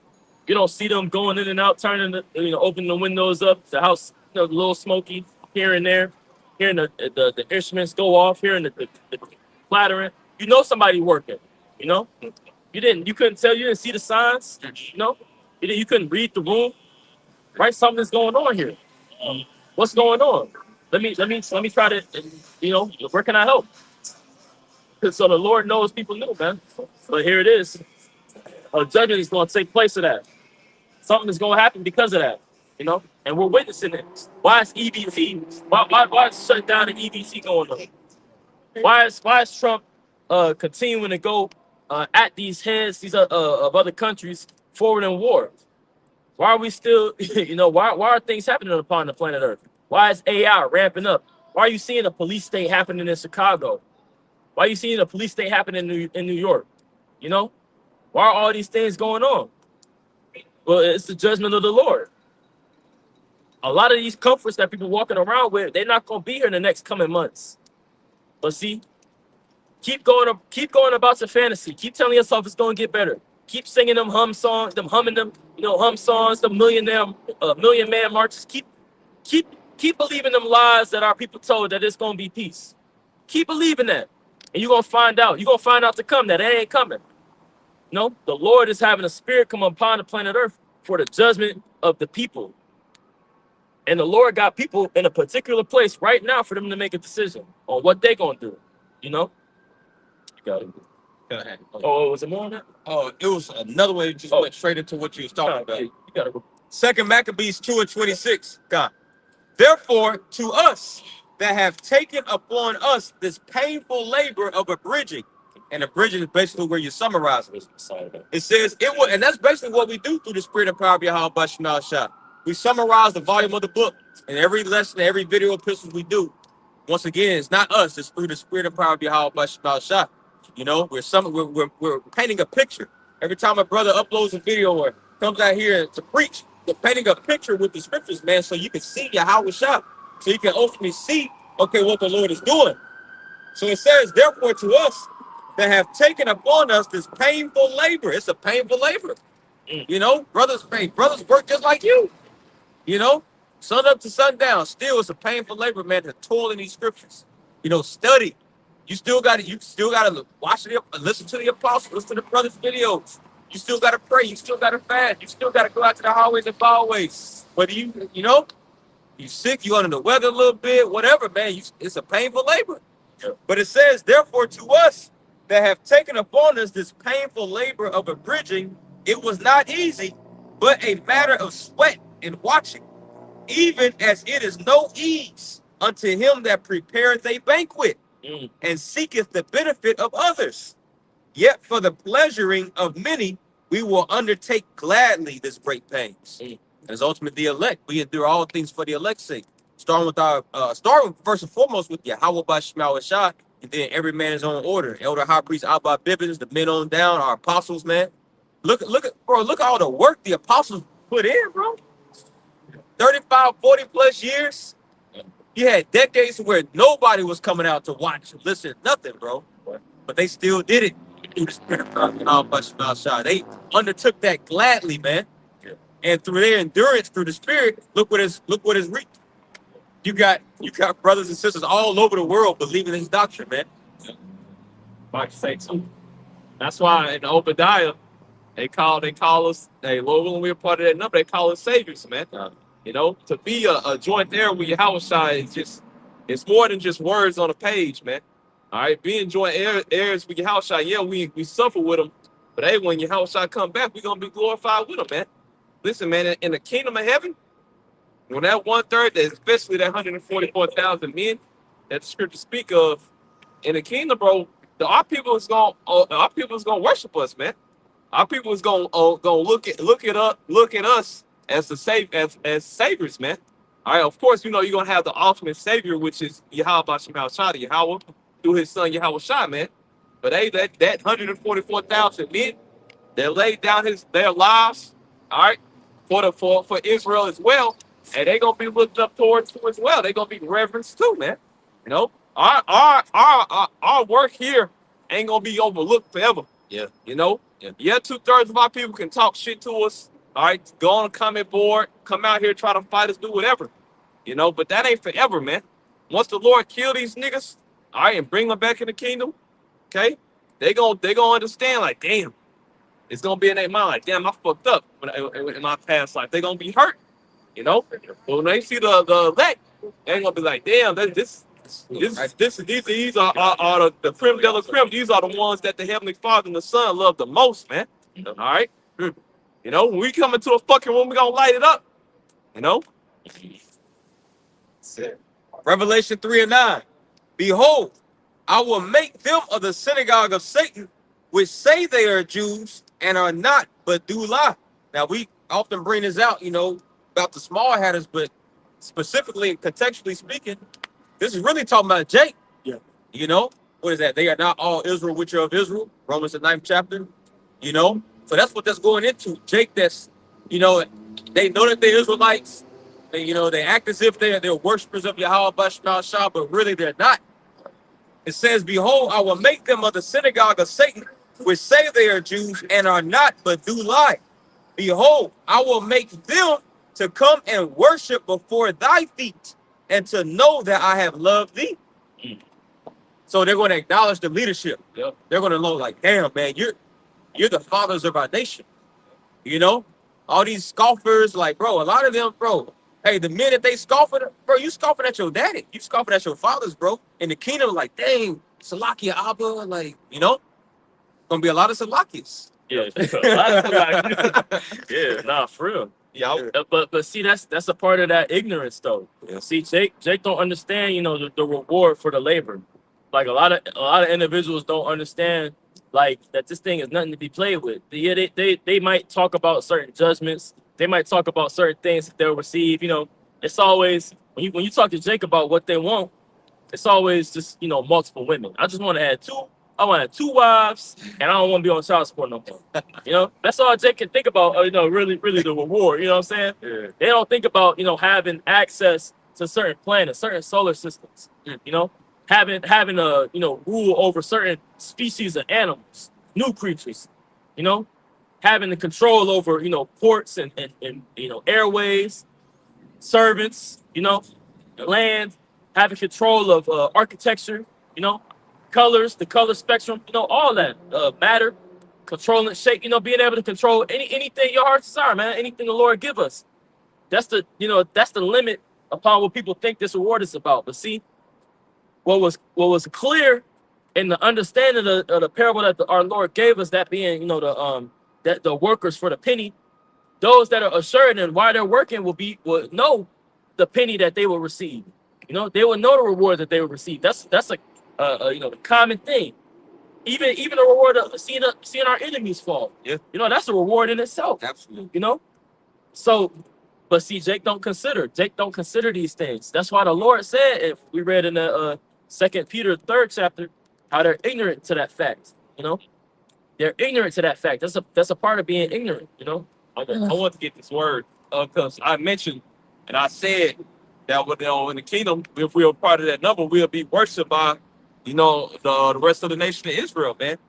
But, you know, when we say certain things, we want to back it up because we don't want someone that's new or a scoffer to get mixed up when we say certain things. So this is Strong H 7812. This is the word worship. The Hebrew word is shaka. It means to prostrate oneself in homage to royalty, or to crouch down, to humbly beseech, to reverence, all right, to bow down, prostrate oneself before superior in homage. Okay, so that 1/3, which is and then what's the top of that one? That 144,000 is the top of that 1/3, man. So we're going to be those superiors of the nation of Israel. Yeah. 2/3 of our people, they're going to pay homage to us, man. They're gonna reverence the work that we put in on this side, man. You know, as the scripture say in what's that? Is that Hebrews 6 about our treasures being stored in heaven? Or is that Matthew 6? Matthew 6. You know, Matthew 6 says that about our treasures being stored up in heaven. This is a part of that, man. Okay, where moth and robber can't come and corrupt or steal from it, man. So that's gonna be amplified in the kingdom of heaven. It's gonna be showed in the kingdom, man. You know, so that's what we were waiting on. Yeah. And it's under the umbrella of Yahweh Bashim Haushai in his reference. You know, that's but see with that comes association, man. You know, that's another form of praise. Like you name drop certain individuals, like who you know, Yeah. or somebody come to you in the party, you're like who you know here. That's almost like damn, like what I look out of place, Yeah. you know. But see, we gonna all know Yahweh. We ain't gonna have the ability to say who you know here. We all gonna be joint in that. But see, the 2/3, they ain't gonna have the ability to say that. Yeah, everybody ain't gonna have. Oh, that's one of your house shots, man. Yeah. That's not gonna be given. That's not gonna be given to everyone. I got precepts just to line up with that Revelation 3:9. Mhm. This is Isaiah 60. I'm going to read verses 14 and 15 in the NLT. It says, the descendants of your tormentors will come and bow before you. Those who were despised you will kiss your feet. They will call you the city of the Lord, Yahweh, and Zion of the Holy One of Israel. Yep. And that's really talking about the heathen, of course, because they're going to come and worship and kiss our feet. But, that extends, it's not going to be so much so where, the nation of Israel kisses our feet. Right. But they will be, the scriptures do say that they'll wake up to, shame and everlasting contempt, which it won't be forever, but they'll have a certain level of shame when it comes to, coming amongst the elect, especially those that dealt with us, specifically. But the whole earth will be, shame. Yeah. If I can add, it's going to, as it relates to the nation of Israel, what's going to be like that movie Coming to America. Yeah. Y'all remember when Hakeem he was at the basketball game and he took that break, he had to go to the restroom, and the other citizen of Zamuna was in the restroom, and he saw Hakeem, he said, I cannot believe it. Yeah. He got his it is true. It is true. That's how it's going to be as it relates to the governing body of the nation of Israel and the rest of Jake, man. And I cannot believe it. You pop up, you know what I mean? Like that's how it's going to be. So that's what worship is going into. Basically, paying obeisance unto, bowing down, like showing a high level of great respect, which that's really according to the law. I had that right here, Exodus 22 and 28 in the NLT.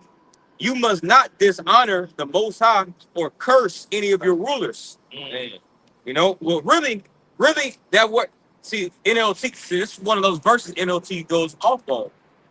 It says you must not dishonor, it says, God with the capital G, but according to the law is, lowercase g, which we know is no lowercase in the Hebrew, but it's God, it's an Alahaya, which goes into princes, judges, divine ones, going into your priests, your kings, your noblemen, basically the upper echelons of your people, the gods, right? And I'm going to read in the KJV. Thou shalt not revile the gods, nor curse the ruler of thy people. So the governing body of our people, you're supposed to treat them with a high level of respect. That's why King David moved the way he did with amongst, King Saul. Even though King Saul had demons on him, King David kept the law. Yes. He never dishonored, or broke his integrity as it relates to, Saul, because he understood, hey, the Most High ordained this man to be above me, and the Lord loves a man that can honor, that chain of command, bro. So, but that's how it's going to be in the kingdom of heaven. I cannot believe it. Yep. It is true. Because we got the victory, man. Partakers in that blessing that Yahweh God. Can you go back to that Sirach 10? Yeah. You did. Hold that to Right.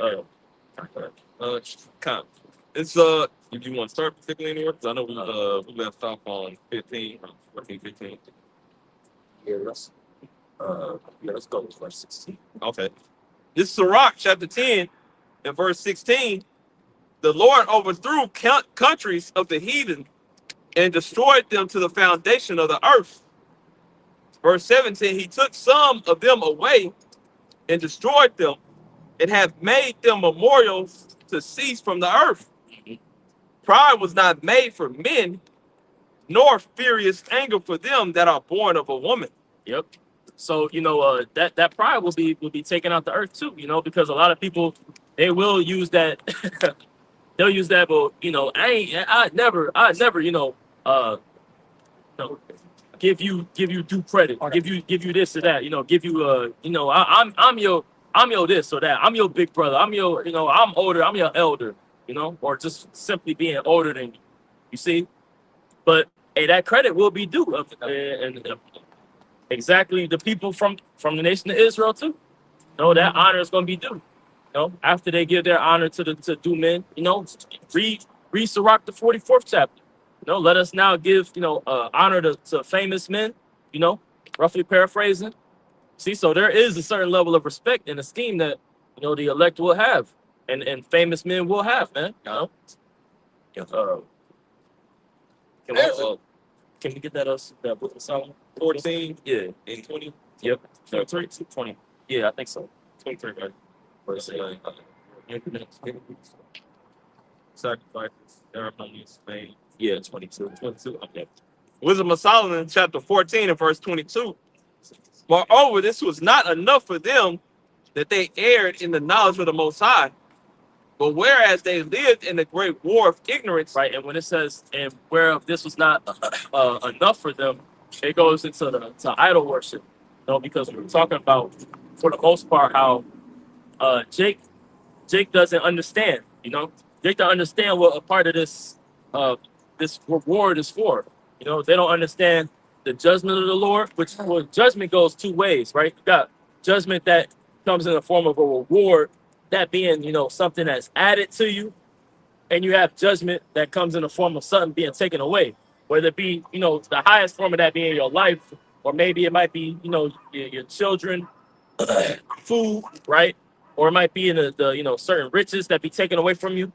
You see, but our people are ignorant to this fact. You know, the people of the earth are ignorant to this fact, and they do that by, you know, taking heed unto these idols. But see, they don't understand judgment. You know, that's why we read in 2 Peter the 3rd chapter how they love the you know, they love ignorance, man. You know, oh, we always been in the last days. We always been this or that. Or I knew quote unquote Jesus was black. You know, I knew that already. But they're still ignorant to the fact of, you know, the small things that he planned to do. They're ignorant to the fact of why we even out here. See, why are we giving them warning? Oh, I knew y'all. I hear y'all giving the fear of the Lord, but what that's going to do for me? Well, they're still ignorant to that fact. You know. verse 23. For while they slew their children and sacrificed. Sorry, we gotta- Okay, 22. Yep. Verse 22. Moreover, this was not enough for them that they erred in the knowledge of the Most High, but whereas they lived in the great war of ignorance, those so great plagues called they peace. Yeah, those great plagues, they called it peace. And we see that happening now. You know, oh man, you know what? We still waiting for it to go back to normal. You know, this new normal. We still waiting for America, quote unquote, you know, America to be made, quote unquote, great again. You know, we still waiting. You know, I know, hey, Trump said that it's gonna be a rough road, but when these tariffs, when they start to really take place, after a while, the economy gonna bounce right back. Well, they don't know that this is a plague from the on high, man. They don't know that these certain things, ice coming up in your house, ice breaking your windows down, you know, they calling, oh, when we get these illegals out, it's gonna be peace. They don't know that this is a plague, man. They thinking that the effect of all these things happening in the earth is gonna manifest itself in being peace. Well, that's being ignorant to the fact of what the Lord is doing, because you steady serving idols. You steady worried about this, you worried about that, and not understanding the will of the Lord, man. Got it. Normalcy bias. Right. Yep. Verse 23. For while they slew their children in sacrifices, or used secret ceremonies, or made revelings of strange rites. And all those things are back here today, still happening, man. Yep. You know, these little human deletion centers and all of Jake's neighborhoods, man. You know, slaying your children, man, in sacrifices. You know, or taking your baby to go get a christened, you know, at fucking church.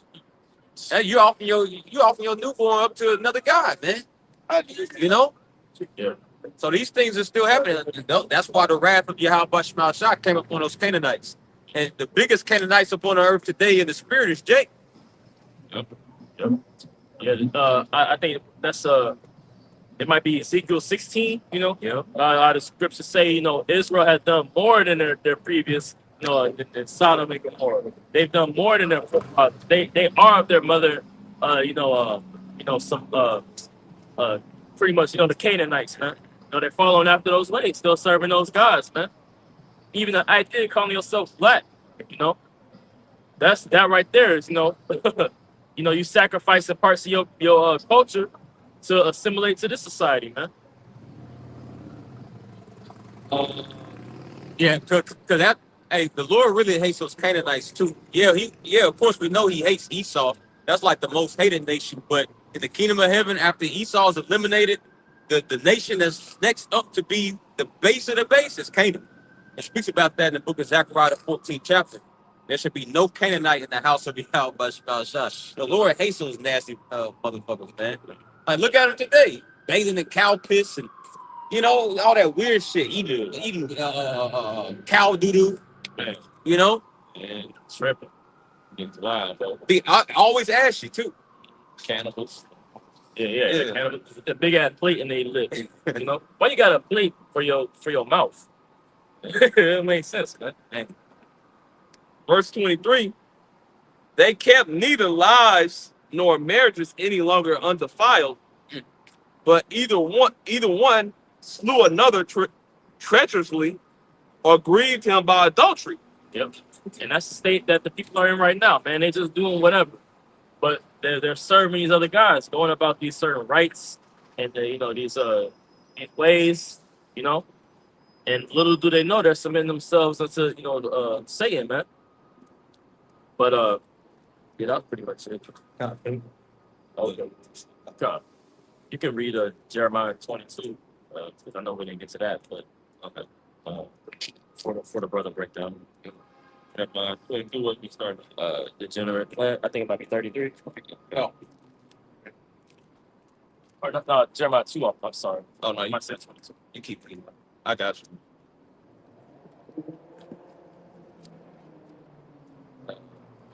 Play it.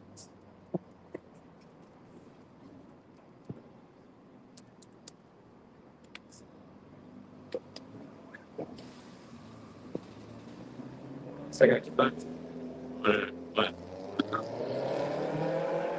where's he get to? I don't know. You want to look at that? Should be good. Yeah, oh, you looking for it? Let's just get that. Yeah, I had it flipped. I get lower something. Oh, okay. Actually, I mean, I call it this, but it's a different one. Jeremiah 2:33.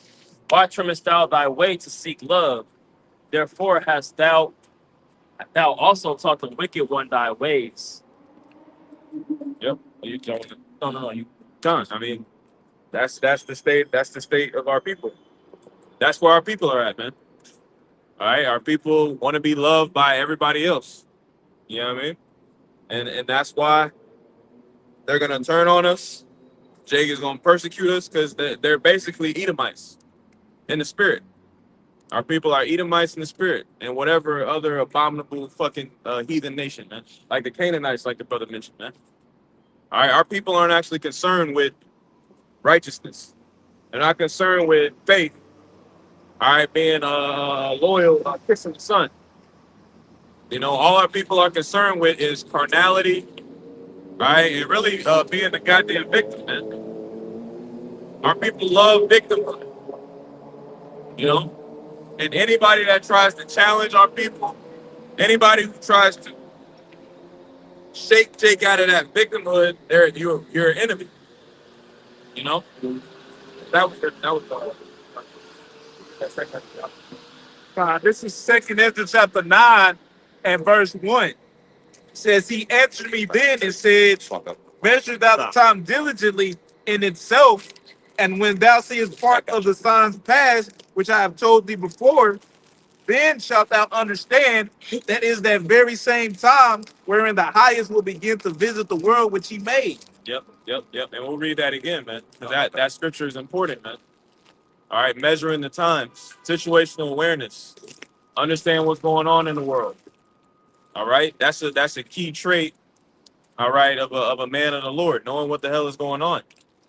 Okay, and like you look at a clock, it's always changing. All right, or you play sports, you're looking at the shot clock, play clock. It's always changing. Every time you look up, there's less time on the clock, which means what? There's a sense of urgency in this thing. You shouldn't come into this thing and think that you just got forever, because we don't. Because we don't. You know, we have very little time, man, and the Lord is speeding up the time. You know, as the scriptures say, you know, the Lord would speed up the days, man. All right, and that makes me actually. We'll read that again. Can you also grab? I want to say Sirach 5. Start from the top. You got it all. Got Second Ezra chapter 9 and verse 1. Starting at verse 1, it says, He answered me then and said, Measure thou the time diligently in itself, and when thou seest part of the signs past, which I have told thee before, then shalt thou understand that it is that the very same time wherein the highest will begin to visit the world which he made. Yep.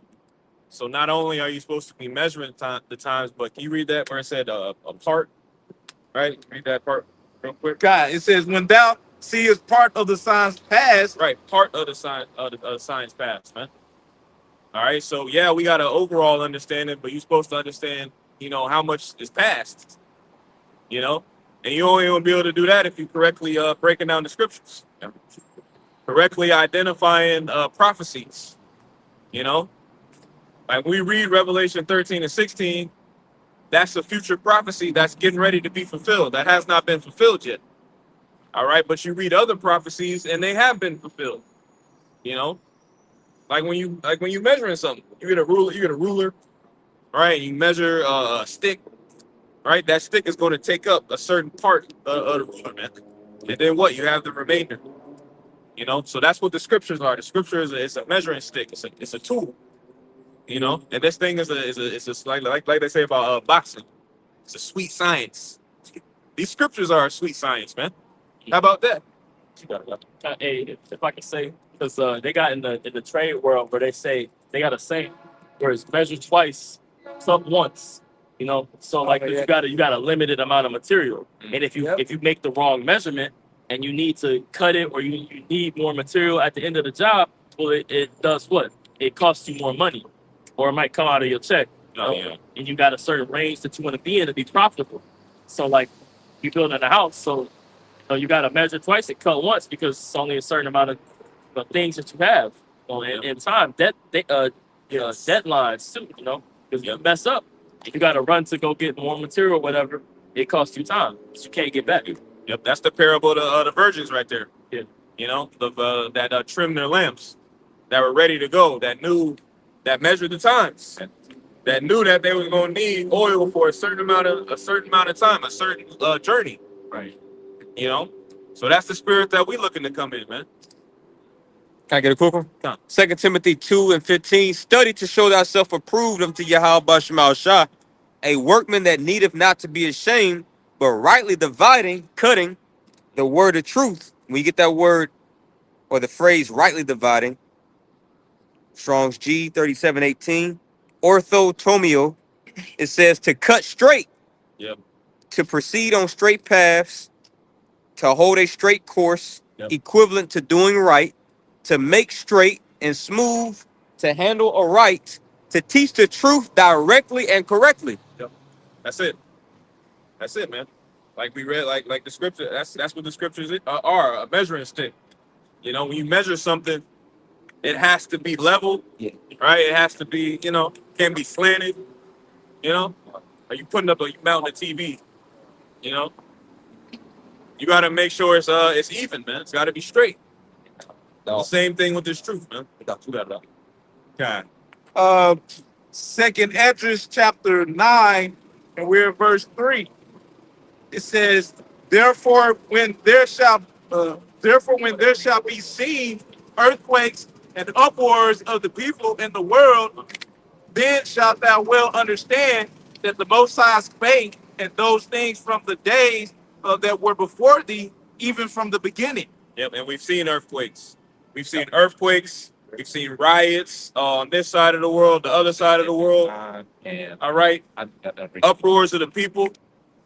All right. And that's all signs of the end. All right, and everybody's in uproar because everybody's miserable. Everybody's oppressed. You know, Proverbs 29:2. You know, we can get that. You got it. Okay, Con. We can start. We read verse 1. Yes. This is Second Ezra chapter 9, verse 1. He answered me then and said, measure thou the time diligently in itself. Yeah. And when thou seest part of the signs pass, which I have told thee before, then shalt thou understand that it is the very same time wherein the highest will begin to visit the world which he made. Right. It said, then shalt thou understand. And that's a key right there. Can we grab Proverbs 3 and 5 to go with that? All right, because that shows you right there the understanding that we're concerned about is the understanding of prophecy. All right, because the understanding of prophecy is the understanding of Yahweh Shah. Revelation 19, man. The testimony of our Lord is the spirit of prophecy. We're not concerned about understanding all this carnal shit, all this worldly shit. You know, how to do this and how to do that. You know, it's good to be knowledgeable. You know, but it's important to understand the times. You got it right. This is Proverbs 3 and 5. Trust in the Lord with all thine heart and lean not to thine own understanding. Maybe that wasn't the one I was looking for, but that's good. You read verse 5 again? This is Proverbs chapter 3, verse 5. It says, trust in the Lord with all thine heart and lean not unto thine own understanding. Right. Lean not to thine own understanding. We ain't leaning on our own understanding. We leaning on the understanding of these scriptures, right, which was passed down from the elders and apostles on down, and the Holy Spirit. All right, that's the understanding that's going to get us through. You know, Isaiah 33 and 6, wisdom and knowledge shall be the stability of thy times. All right, what you got about it? Okay. Verse 3, therefore, when there shall be seen earthquakes and uproars of the people in the world, then shalt thou well understand that the Most High spake of those things from the days that were before thee. Yep, then shalt thou well understand. All right, so it's building off that. The understanding is going to increase. All right, that's what is it? Proverbs 4 and 23. I want to say. Let's see what that says real quick. We'll hold right there. 4 and 20. Nah, not that one. Verse 18, Bob Kasha. This is Proverbs 4, verse 18. But the path of the just is as the shining light. Right, the path of the just is as a shining light. You know, and the path that we're on is the path that Yahweh Bashim Al-Shah paved out. That's what we're living. You know, we're not living our own path. We're living Yahweh Bashim Al-Shah's path. You know, because free will don't exist. Man. You know, the scriptures say man's goings are of the Lord. Could you read that again, Bob? This is Proverbs chapter 4, verse 18. But the path of the just is as the shining light that shineth more and more unto the perfect day. It shineth more and more unto the perfect day. You know, and that's what's happening through the Spirit.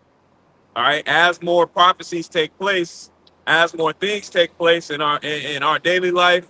All right, in the news, things make more sense. You know, like I always give the analogy of a puzzle. You putting the puzzle together, the puzzle makes more sense at the end than it did at the beginning. All you got at the beginning is the image. You know, and that's what we got. Yahweh Shah, man. Yahweh Shah is the image, and we putting the pieces together as time goes on. You know. Verse 5. For like as all that is made in the world. Can you read verse 4 again, Bible? So like I know I'm slow. Then shalt thou well understand that the Most High spake of those things from the days that were before thee. Yep. Even from the beginning. Yep. Read that verse one more time, Bible Shah. Could you grab Psalm 33 and 6? Right, because the Lord spoke all of this into play. You know, that shows you the magnitude of the power that we serve. All the power that we serve, all he had to do was speak all this into existence, man. And now here we are living it out. You know. Did you have that Psalm 33:6? What is the word?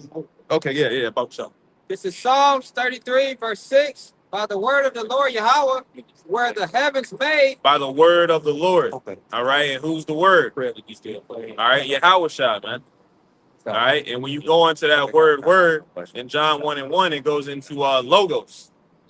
You know, and when you go into that word logos, there's a lot of things that come up because when you go into the history on that word had a lot of weight in Greek society. You know, like how certain words, like in society today, have a certain amount of weight.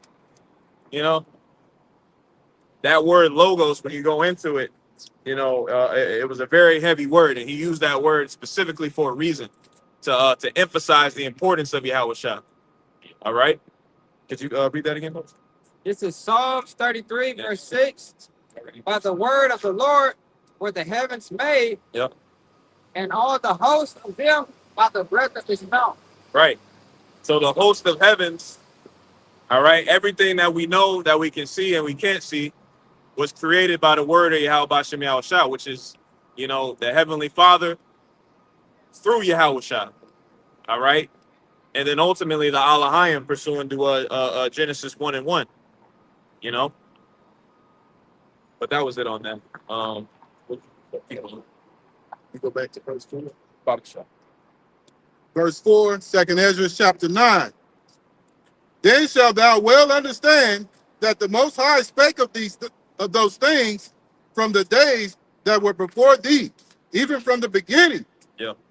For like as all that is made in the world hath a beginning and an end, and the end is manifest. Yep. Yep. He, Can you read about verse 6 again? Because it says plain beginnings. Yeah, plain. Okay, that was verse 5. Okay, kind. Yeah, you got it. Isaiah 55. for like as all that is made in the world have a beginning and an end, and the end is manifest. Right. The end is manifest, meaning the end is clear. All right. And if it isn't clear to you, that this is the end, we don't know what to tell you, man. All right, just look at all this shit, man. Fruit don't got no seeds in them. Right? You got Gen Z, you got the end of the alphabet. Ain't no letter after Z, man. Got all this goddamn concrete, man. Yeah, Jake thinks it's gonna be Z1, Z2. Here's the thing about concrete. How the fuck do you clean it?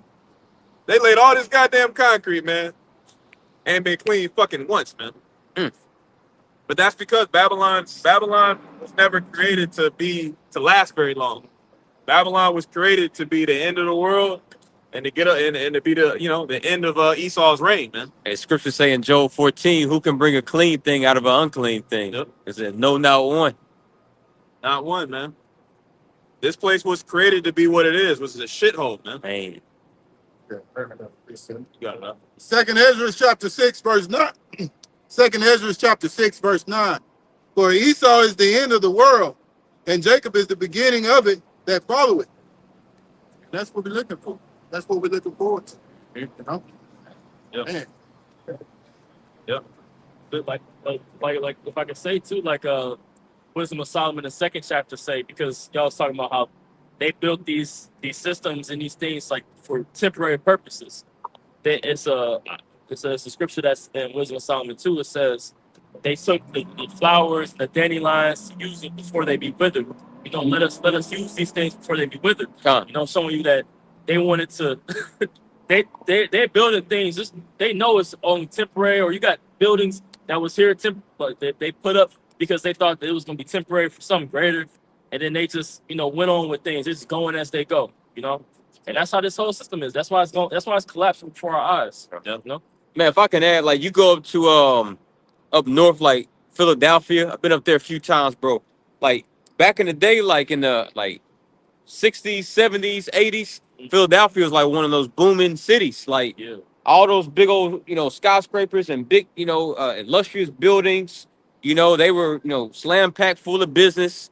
commerce going on in and out. But now it's like, bro, Philadelphia is damn near like a ghost town. All those buildings is empty. Yeah. A lot of squatters living in there. A lot of fires. Detroit as well. Oh yeah. Detroit Fire Department. Most of their fires is not fires, involving like families that's living in it, but mostly just vacant, big ass buildings Yep. that's just empty, man. Yep. Just going into the point y'all making through the spirit, bro. Like this place, like it was created ultimately not to be refurbished and be rejuvenated, but ultimately just be built, just to be destroyed, man. Yep.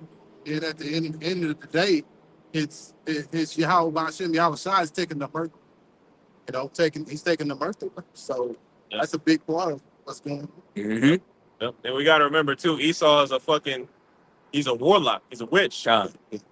Like Babylon the Great is a big ass experiment. You know what I mean? It's a big ass lab rat. Mm. Yeah.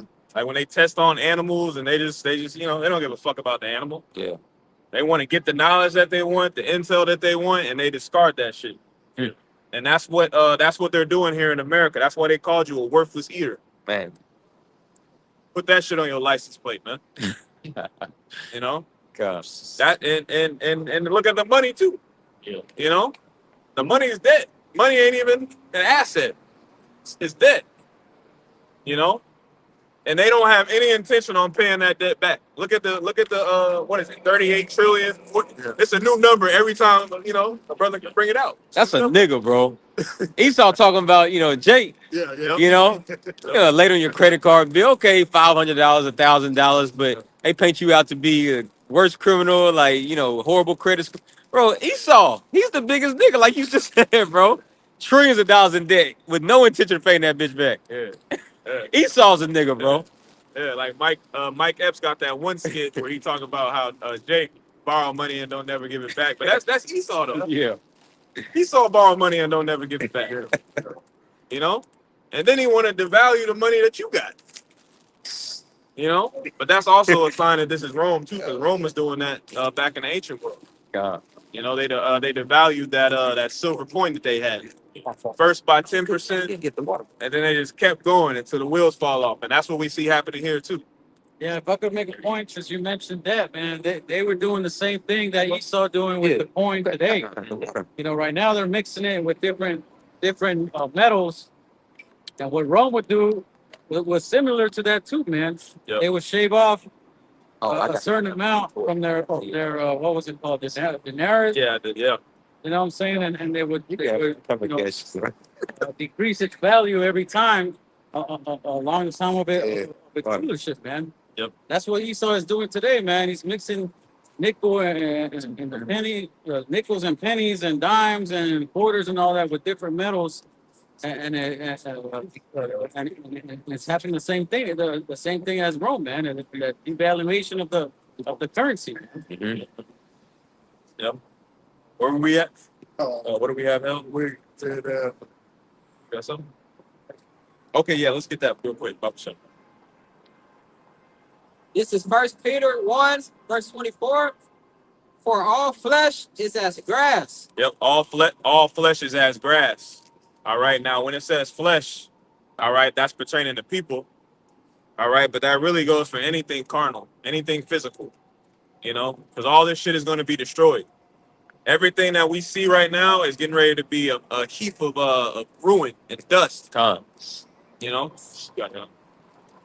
And all the glory of man as the flower of grass. Right, and all the glory of man that's attached to it. All right, all the pride and the ego that's tied to all this physical wealth, all this material, all these material possessions. All right, all that's getting ready to be deleted too.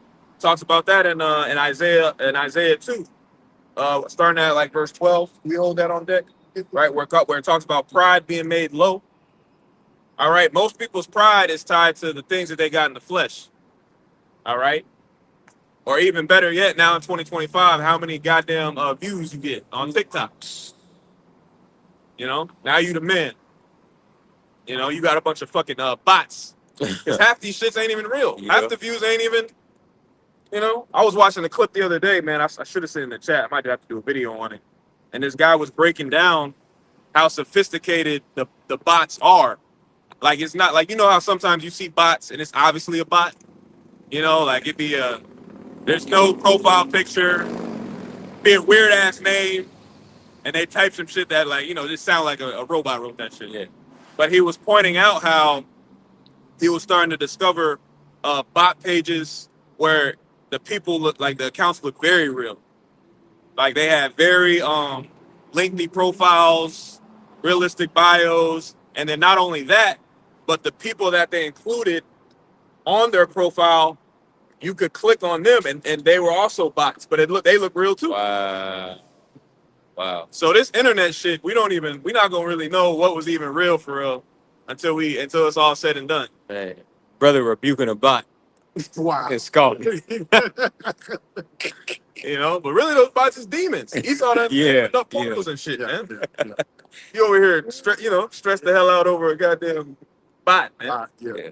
It's lucky, man. Now that was a great point, bro. You got it, bro.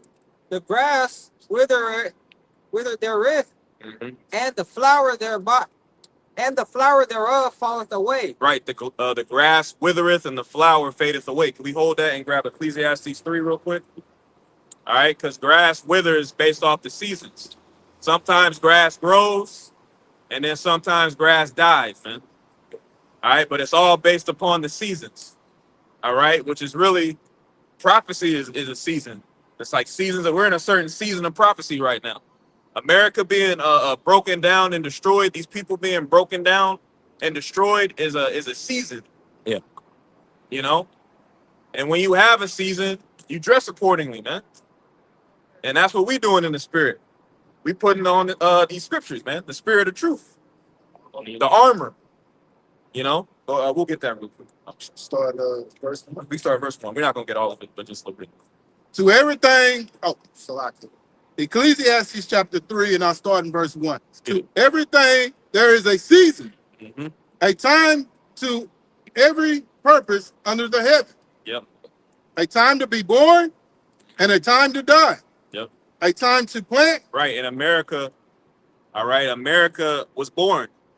You know, like we went to school, we grew up about, 1776, right? The Declaration of Independence, Boston Tea Party, Christopher Columbus, right? America was born, right? It grew up, it separated from England, Great Britain, its parent, right?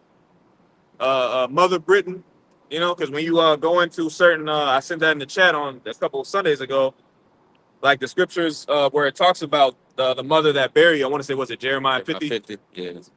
When you look at certain political cartoons from that time period, they called Britain, they called England Mother England. So that's prophecy right there, man. And that links England and Babylon the Great, America. But can we read that again?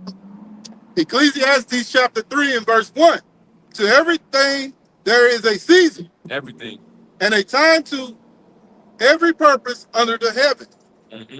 A time to be born, a time to die, a time to plant, and a time to pluck up that which is planted. Yeah, a time to pluck up that which is planted, man.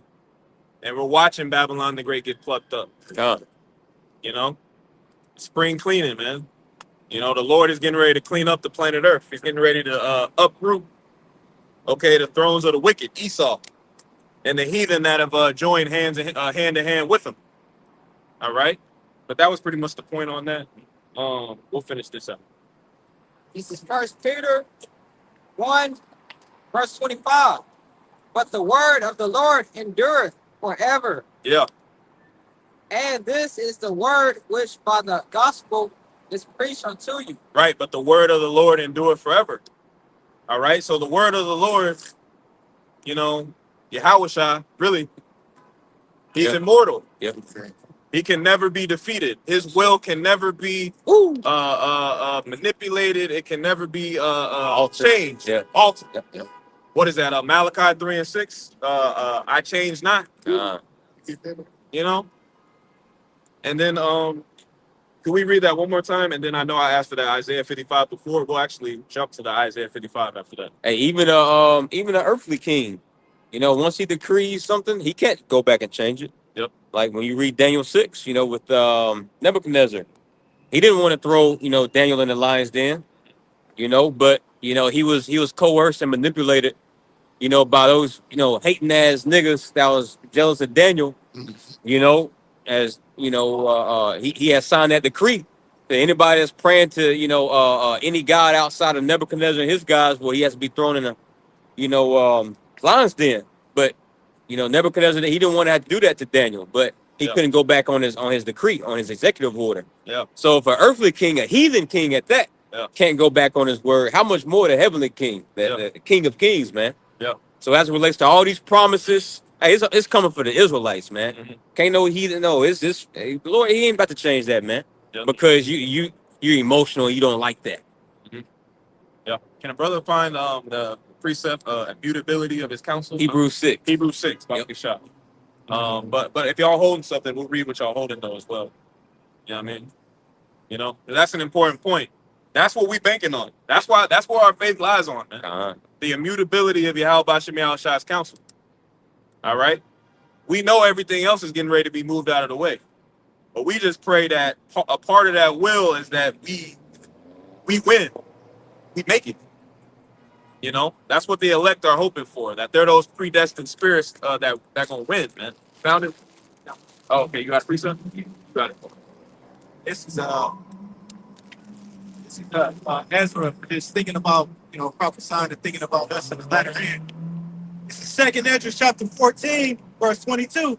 If I have found grace before thee, send thine Holy Spirit into me, and I shall write all that has been done in the world since the beginning, which were written by the law, that the men find thy path, and they that which live in the latter days may live. Yep. That the men find thy path. Mm. You know? Ooh. Thy path, man. All right. And that's what this is right now. That's what all the brothers that's out here right now, this is that path, man. All right. Can I get a quick one? This is the way. Walk ye in it. You know? Got it. Psalms 25:4. Show me thy ways, O Lord. Teach me thy paths. Lead me in thy truth and teach me, for thou art the power of my salvation. On thee do I wait all the day. Yep. That's it. And that's what Yahweh Shai was teaching. The path to immortality, man. The path to the back to the good graces of the Heavenly Father. You know, which is rooted in rulership and in immortality, man. All right, but it's not conventional. It's not what people think it's supposed to look like. Yep. You know. Because basically it's about the things of ancient time. Jeremiah chapter 6 and verse 16. Yep. Learn the old paths. Yep. Yeah. See, the old paths, they're not familiar to these people, these 2/3 Israelites. When you call them out and, you know, on any doctrine, they're like, oh man, that's harsh. You know, but no, that was the way the Lord set things up. And then when you get into this knowledge, you understand why the Lord set it up that way. You know, like the stonings and, you know, say for instance, the woman was being a harlot or whatever. She set on fire, I believe it's the priest. Mm-hmm. Dog, you know? Yep. So you understand that would scare the Israelites from doing something like that. So, Yep.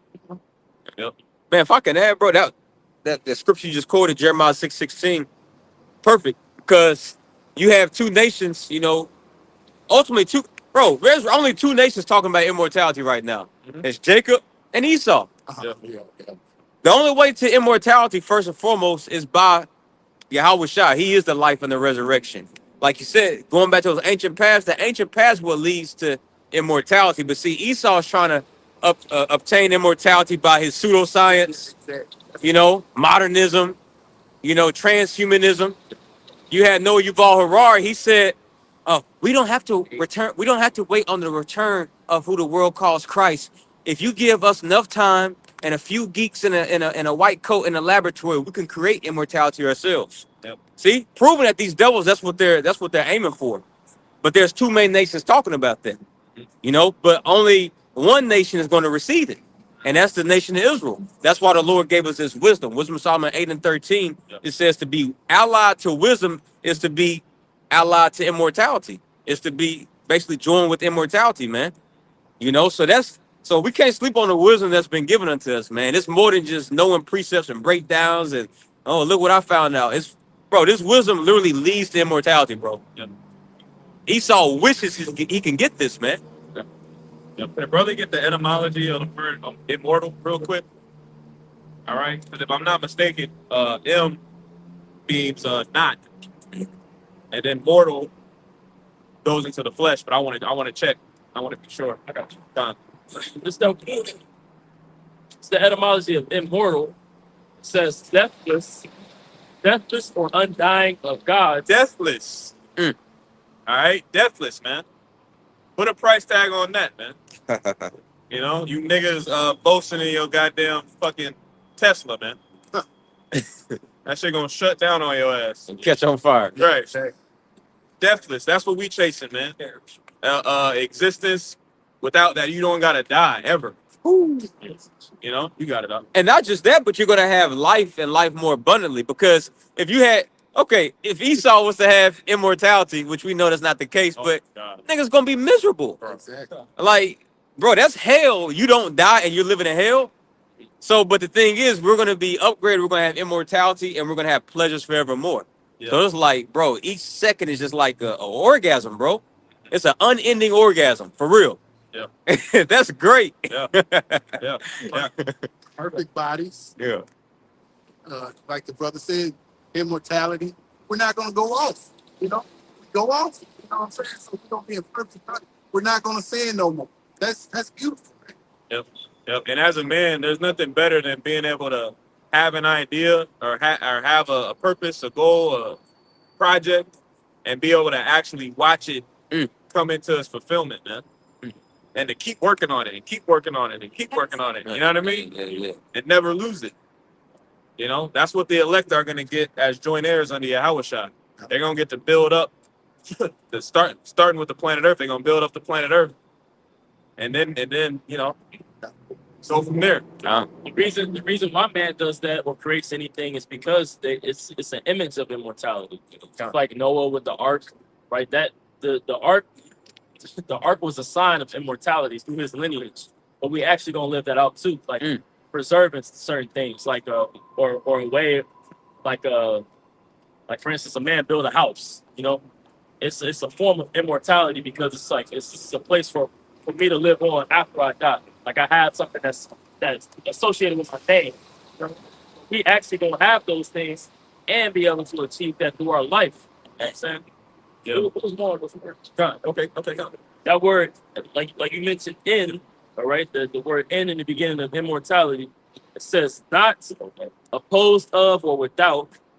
And in that word mere, right? The word mere from mortality, it says to rub away, to harm, to die. And then those are the two words where it comes from.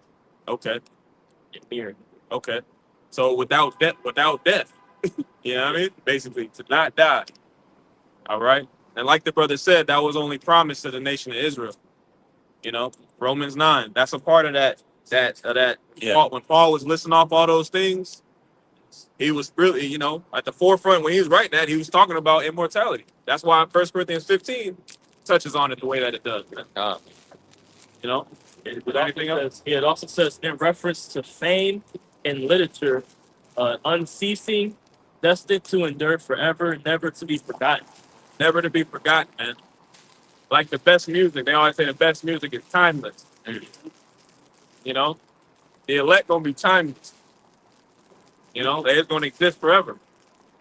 You know, but let's get Okay. This is the book of Proverbs, chapter 29, verse 2. When the righteous are in authority, the people rejoice. Yep. But when the wicked bear rule, the people mourn. Yeah. At the end of the day, the righteous is going to be in authority and the people rejoice. Yeah. We're here under Esau's rule and we're mourning. We're in the house of mourning right now. You know? So You can't do anything but mourn, man. Because you're Babylon, man. The ball, man. It means confusion. Right. Everything is confusing. Everything is opposite. Everything is backwards, man. You can't. There's no certainty in this place about anything. You know, it's the opposite of what we're talking about with immortality. Everything here is it's an instant. It's a drop. You know. Yeah, your life sucks here, bro. Especially now. Yeah. Like, bro, everybody's losing their jobs, and if you have a job, the shit sucks. You're just a fucking slave. Like you working from sun up to sundown. Like you're everybody mourning, bro. Everybody's just through. Everybody's fed up. That's gonna lead to that Job 18. Every hand of the wicked shall come upon them. When you go into that word wicked is imal, which means your common everyday laborers. You know, it's about to be a lot of shit, bro. But Esau did it. He wanted it. He wanted it like this, man. Yep. That's why he was toying with you people. You know, oh, we're gonna give you partial snap benefits. Oh, and then yesterday talking about we're gonna take it away. Well, that's not what he really meant. He was talking about if the government. He's Yep. just playing with your emotions, man. Yep. They purposely made that very confusing Yes, to build up anxiety and to build up stress. it's Babylon. You said it. It's confusion. Yeah. That's how they get an advantage of you, bro. 2 Corinthians 2:11. Yep. You know, it's by keeping you in a confused state to where you don't know what the fuck to believe, man. Yep. And stress sells. Mm. You know, stress sells. Once they get you in that state, you're gonna do anything to get out of it. Which is why people tap into the vices, the drugs, sex. You know, That's the highest prescription sold in America. I think it's Viridium, if I'm not mistaken, but it's an anxiety drug. Anxiety is the doctors prescribe medication for anxiety is what doctors prescribe the most. It's the most funded thing in America medically. So like you know it is, anxiety sells. Yep. And a lot of it too is tied to this technology too. Yeah. You know, you got a big point. Yeah, I mean, y'all know what I do for work. Some of your brothers, right? So now the whole DEI thing, they're really pushing that shit like to get rid of that big time. And a lot of people are hurting. So that whole like for the whole community affairs situation that's going on right now over there, like there's no more individualism. Or they want everybody to go back into like collectivism, and so like they're kind of pitting everybody against each other, to where the whole like the alphabet agenda, like they can't even say that anymore, and they had to like say the office of this under the umbrella of this. Like it's like wordplay now. It's funny. I'm watching this and it's like, yeah, this is hilarious. You know, yeah, like, especially with like we have there's a place in there. It's for the Hispanic community. They can't even say their stuff. So everything, I'm seeing all this rebranding, and so yeah, man, it's crazy. Yep, man. They something big about to happen, man. Yeah.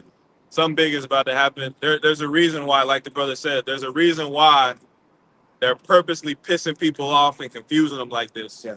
Because eventually there's gonna be that trigger event, that false, you know what? Yeah. That's gonna incite all those emotions that are pent up. Yes, sir. And then they're gonna what? They're gonna direct it right at us. Yeah, and it ties to that money too, money and control. Right. Yeah. So if you don't fall in line, then you don't get that certain federal government funding. Yeah. Yep. Wherever we were at, I know we've said a lot. We grab that. This is 2 Timothy 1, verse 8. And matter of fact, because I made that point, we still gonna get that. Can you hold 2 Ezra 16? I want to say start at verse 69 or 70. Wrath of a great multitude. Because persecution, like the brothers are touching on, like the spirit is touching on, Esau is up to something. You see what Esau is doing. He's playing military mind games. All right, and it's gonna cause a reaction. And that reaction he's gonna try to use against the men of the Lord. Yeah. You know, in the form of a heavy persecution, life and death persecution. You know, that's what the scriptures warn us about. You know, we're in those times of Jacob's trouble, man. Can we read that real quick? 2 Ezra chapter 16, and I'll start in verse 70. For there shall be in every place and in the next cities a great insurrection upon those that fear the Lord. Right. In every place. Right? Because now everything is global. Like the internet with media. Now you can be on the other side of the world. You can be here in Texas. You could be in another state. All right. But it's the same misinformation being spewed out. You know? So when Esau goes to make his smear campaign, it's gonna be a nationwide, it's gonna be a global thing, you know, because the men of the Lord are all over the world too. You know, you got it all. That's how Mordecai moved. I'm not Mordecai, but Haman. You know, he made that smear campaign ultimately a nationwide deal. He blew it up. Yep. Yep.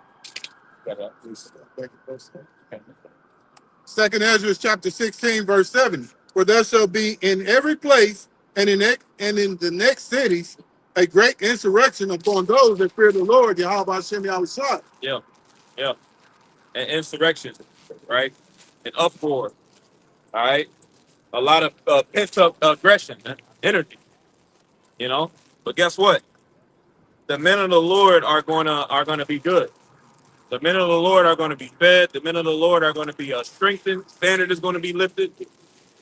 All right. Even despite this. Got it up. Verse 71. They shall be like madmen, sparing none, but still spoiling and destroying those that fear the Lord. Like madmen sparing none, man. Like when you watch I Am Legend, man. And you got Will, and then you got all the fucking zombies, man. All right. You know, just bug the fuck out, or The Walking Dead. You got the living, and then you got the dead, right? That just gonna wander around aimlessly, man. All right, you got it up. That's these people. That's everybody outside of this thing, man. You got it. Verse 71. They shall be like madmen, sparing none, but still spoiling and destroying those that fear the Lord, Yahweh Hashem Yahushua. Yep. Yep. So heavy persecution, I think. We understand. You know what I mean? We understand. But guess what? Yahweh already conquered these people. You know? Yahweh already conquered death. You know? So we don't have anything to worry about, man. Got it, Arthur. Verse 72. For they shall waste and take away their goods and cast them out of their houses. Then shall they be known who are my chosen. Right. Then shall it be known who are my chosen, man. All right. Scriptures talk about pilgrims. All right. And that's what we are. We're pilgrims. We're not tied. We're not tied to our current situation here. We understand that our current situation here is getting ready to be removed. Yo. It's all momentary, man. Was there more on that? I started. And they shall be like madmen, sparing none, but still spoiling and destroying those that fear the Lord, Yahweh Hashem Yahushua. For they shall waste and take away their goods and cast them out of their houses. Then shall they be known who are my chosen, and they shall be tried as gold in the fire. Right. They shall be tried as gold in the fire, man. All right. So gold can't be identified. The men of the Lord can't be identified without the fire, without that purging process, man. You know, because when you get gold in its raw form, you don't really know it. You know, if you know what you're looking for, you know it's gold. Yeah. But if you're just a regular guy, you don't really know that it's gold. You know, and that's how the people. That's what people outside of this thing. They can't see the gold. You know, but through the Spirit, we can see the gold. Like when you deal with brothers, when you watch the apostles on down, the elders on down, we see past the garments, man. We see past the flesh. We looking at the Spirit, man. That's the gold, man. Lamentations 4:2. The precious sons of Zion, comparable to fine gold, how are they esteemed as earthen pitchers, the work of the hands of the potter? Man, earthen pitchers. All right, and a pitcher is it's a vessel. Yeah. It's an earthen vessel. It's like mud. It's made out of mud. Yep. That's how we're esteemed. But really, hey, Scripture just says the precious sons of Zion. Yep. That word precious means something rare. So rare gold, golden wedge of Ophir. But here in this world, like you said, if you don't know that you're looking at gold, you just think that you're looking at a lump of dirt, you know? Yep. But you got to look beneath the surface, man. The Most High don't look on the outer. He look at the inner, man. Yep. Dealing with the starting first and foremost with the elect. Yep. So you don't have to listen. We're not validated by the world's opinion and viewpoint of us to where we get our identity and our value from. You know, we know our value, and by us being this truth, hey, Lord willing, we endure. Hey, that goes to show us what the Lord, how He really feels about us, man. Yeah. Like, dang, man, you got me in this. Because sometimes them demons will focus, like, man, I wanted the Lord really love me, like, for real. Like, you know, so we know He does, but it's like sometimes sometimes you can miss the forest for the trees, like the old heads say. Yeah. You know, like you really just like gotta internalize, bro. The Lord has me in the truth right now. If I endure, like, man, bro, He really loves us. He putting us on, bro. So Lord willing, we're those precious sons of Zion, man. All right, this is Second Esdras 16 and 40. O my people, hear my word. Make you ready to thy battle, and in those evils be even as pilgrims upon the earth. You want to make a point on it? Sure. Yeah, because brothers, like you said, we ain't gonna have a steady spot, especially in the time of Jacob's trouble we'll be coming into. We're gonna be moving around because it's gonna be a very scary, troublesome time. All right, and the Lord is gonna have spirit on brothers to be moving like oh boy, what's his name? Denzel Washington. Look at Eli. Yeah. You know, Beautiful. and it was even he even dealt with was it Isaiah 4:1 because he had that woman cleaving onto him. Yeah. You know, but the spirit was dealing with him. Because he even said in the movie, we walk by faith, not by sight. He had the woman constantly asking them questions, where we going? But he was giving specific instructions, you know, by the Lord where to go. And he wasn't questioning nothing. And he even had spiritual powers. So that goes to show you how Esau, he knows the scriptures, you know? Yep. And he knows, you know, he knows what the Lord promised us and what we're gonna get. All right. Yep. He was taking people to flight, you know. So that's gonna be that's an example of what the men of the Lord, the prophets of the Lord are gonna give. You Yep. know, we're gonna, like Scripture says, we're gonna be as pilgrims, all right, constantly moving here and there, all right, because Lord is gonna have different scenarios. Brothers, you know, one brother might be, you know, in the midst of Isaiah 4:1. The other one, he might be getting delivered out of a FEMA camp. One brother got the spiritual powers. He's taking a whole group of men to flight. All right. So the Lord has something very special for his prophets, his men. All right. And it's going to be evident who's the chosen, as it says in, I think, 16 and 70. Yeah. Yep. Then it shall be known who are thy chosen. Yeah. And like you said, like the scripture's going to make thine own calling and election short. Each brother has a different lot, but we're all chasing the same penny, man. You know, we're all chasing salvation at the end of the day. All right, and that immortality that we spoke of. So whatever it is that the Lord has outlined for you, that's what He has outlined for you, and that's what He's been preparing you for. It's not going to be like you get a situation and you like, man, Lord didn't prepare me for this. Well, what was the grace period for then, man? You know, whenever you're presented with whatever situation you're presented with, I believe through the Spirit you're going to be able to look back at the journey to that point, and you're going to be able to put it together as to why you're there. You know, like David. Yeah. Like when David got to Goliath. By the time David got to the Goliath, he was putting it together through the Spirit. Like, oh, this is why this happened. This is why this happened. You know, and that's why he pulled up so confidently, man. You know, beautiful point, Man. You know, and another thing about the book, that movie too, is he didn't even want to stop moving. Like anytime he didn't like sitting down for too long. You know, like we always go into the example of water. Once it gets stagnant, it starts to die. You know, the Lord has had us moving. The Lord is going to continue to have us moving until we get to the kingdom, man. Okay, come. After you come. Hey, I can give y'all precepts that are really cool, though. But so stick on your point. This is Romans 8:28. We know that all things work together for good to them that love Yahweh Bashem Yahushai, to them who are called according to his purpose. Yeah. All things work together for good, which is really a heavy thing because Yahweh Bashem Yahushai is managing like reality. He's managing all of our realities simultaneously. That's why the scriptures go into his ways are higher than our ways, his thoughts are higher than his thoughts. Like if you ever worked a job and you've been over like 2 people, that could be hard, depending on the people. You know what I mean? Mhm. Or you go to 10, that shit is hard, man. A lot of moving parts, you know what I mean? People calling out sick, people, you know, a relative die, you know. But imagine the entire universe. Yahweh Shemel Shah is managing the entire universe. And like that precept said, can you read that one more time, Baba Shah? This is Romans chapter 8:28.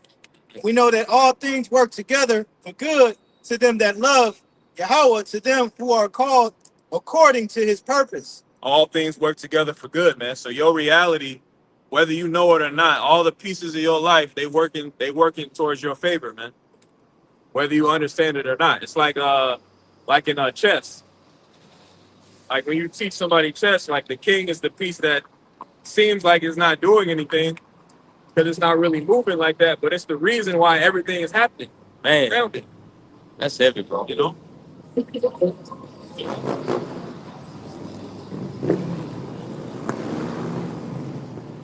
So all these things that are happening, all right, big picture, right? Big picture, current events, Yeah. you know, the Lord gathering together war, even down to micro, all right, your trip up here to camp today, that's all been managed by Yahweh Bashem Yahushua. You know, and that's why we fear him. I remember something Elder Apostle Tahar said. Everything that we went through before we even came into this knowledge brought us to where we're at.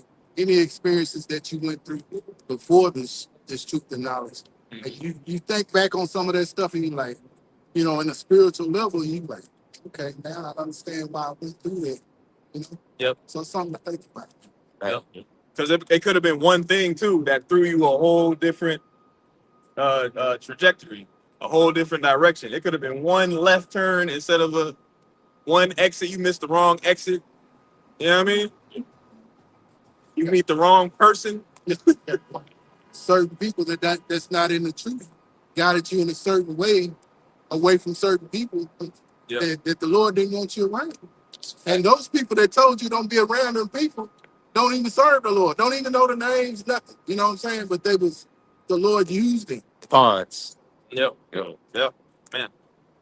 Yep. Where were we at? I mean, I got a piece of it. Yeah, wherever y'all got. This is Luke 22:42, saying, Father, if thou be willing, remove this cup from me. Nevertheless, not my will, but thine be done. Keep on going. And there appeared an angel unto him from heaven, strengthening him. And being in an agony, he prayed more earnestly.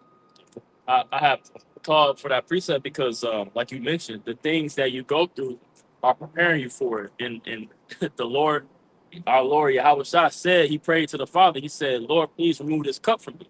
And most people will say that the Lord didn't answer him. You know, no, he didn't answer him at the time, but he did through that angel. The angel came and it strengthened him. It said that it strengthened him, but strengthened him for what? What he was about to go through. You know, the Lord was about to go get crucified, you know, a few hours later. So just as we have moments in this walk where we, you know, call out to the Lord or we go experience certain things, and you might ask why. You know, well, it's in order to prepare us for what we're about to come to, which is our, you know, our moment, you know, on the cross, you know, so that we can finish that work. We can say, no, Lord, we finished the work. You know, these things like you just read in was that Romans 8? Yeah, those things work for the good for us, you know. All these things we go through from as small as, you know, you hitting your foot on the way to camp, you know, to as big as, you know, losing your job or getting your head cut off to take it the MOTB is all working towards the greater good of things, you know. Yep. Can we read that one more time? That precept? This is Luke. The whole thing. This is Luke 22, verse 42. Saying, Father, if thou be willing, remove this cup from me.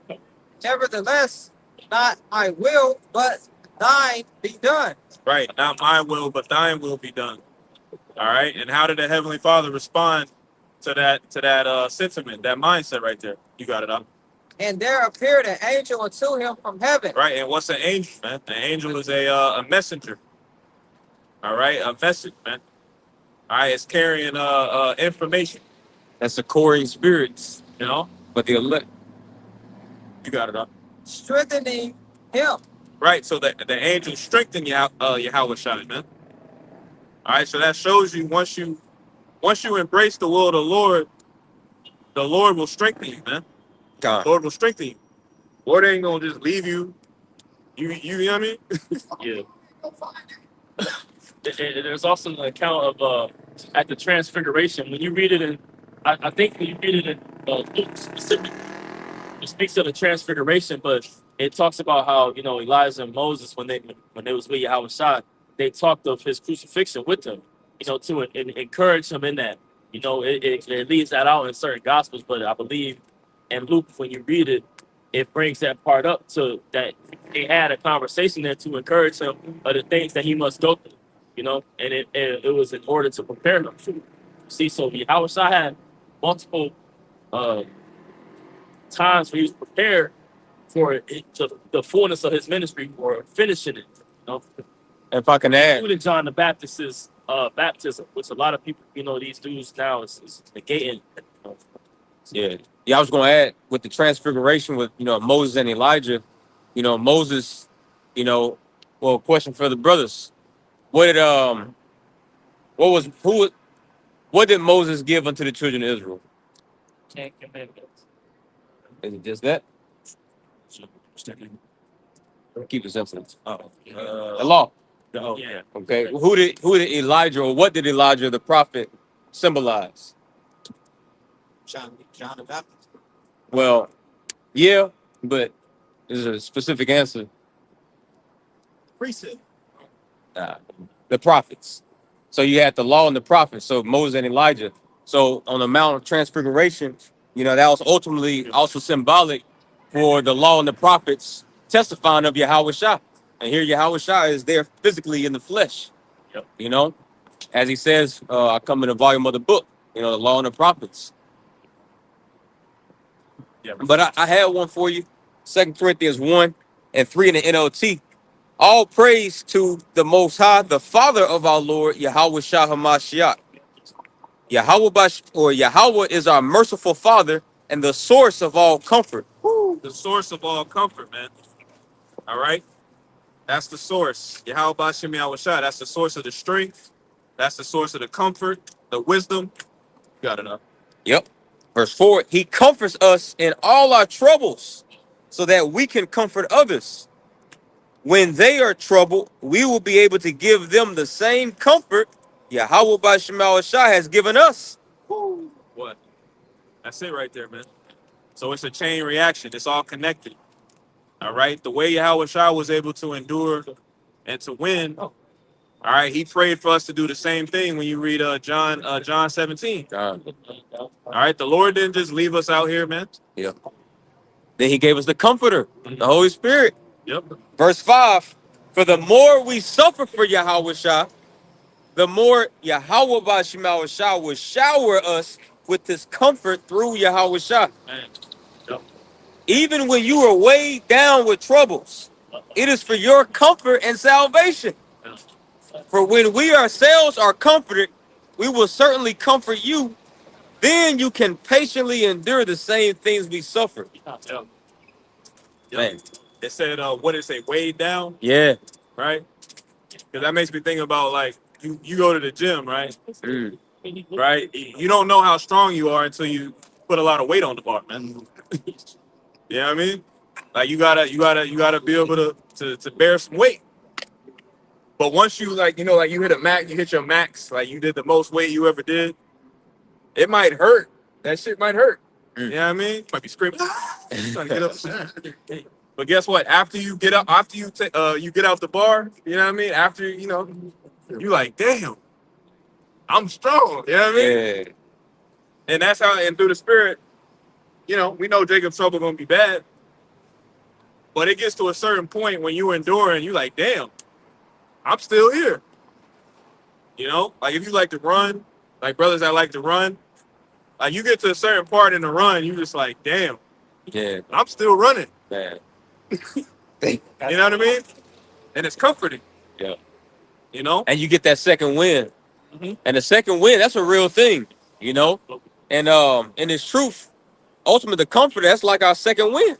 Mhm. Like the Lord, bro, the bodies that we have, but even more so the spirits that's inside of us, it can undergo a lot. Specifically if you're part of the elect, but just carnally speaking, just with these human bodies we have, like bro, like the average person has never really exerted their body to full capacity. I know I haven't gotten close, but I mean honestly, bro, we have, even though these bodies is pieces of shit and this shit is ghetto as hell, like these bodies can do a lot though, man, and it can surprise you, but it has to be pushed. So the Lord, He's gonna get every ounce out of us, bro. So that's why we need a spirit so we can endure. Because it's gonna be a tight squeeze. He's gonna get all that juice. Yeah. Yeah. That's it. Well, just to go with what the brother was saying, what is that precept in First Corinthians chapter 2, verse 13, where Yahweh Hashem Yahweh will put more on you than you can help. Yeah. Everybody has a certain endurance. Like the brother said, we don't know how much we can take, but the Lord knows what we can take. He knows what we can handle. So that might be a portion. Just say, for instance, with you, brother, you might could take a lot more than what I can take, but whatever. But the Lord has His limits on each and every one of us. So, You get that Romans 12? Romans 12, verse I'll wrap it up on this. Romans 12, verse 1 and 2. Yeah, we can just give verse 2 and wrap it. Oh, wait. Yeah, we start verse 2 and wrap it up. And be not conformed to this world, but be ye transformed by renewing of your mind, that ye may prove what is that good and acceptable and perfect will of Yahweh Hashem Yahushua. So that's what we're here to do. We're here to prove the perfect will of Yahweh Shem Shai, through endurance, suffering, man. So with that, I want to give all praises, honor, and glory to Yahweh Ba'ashem Yahushai Ba'ashem Kakadash. Double honors to the elders and apostles of Great Millstone that taught us this truth, that rule well and teach well, and shalom to the next camp. Shalom. What are y'all?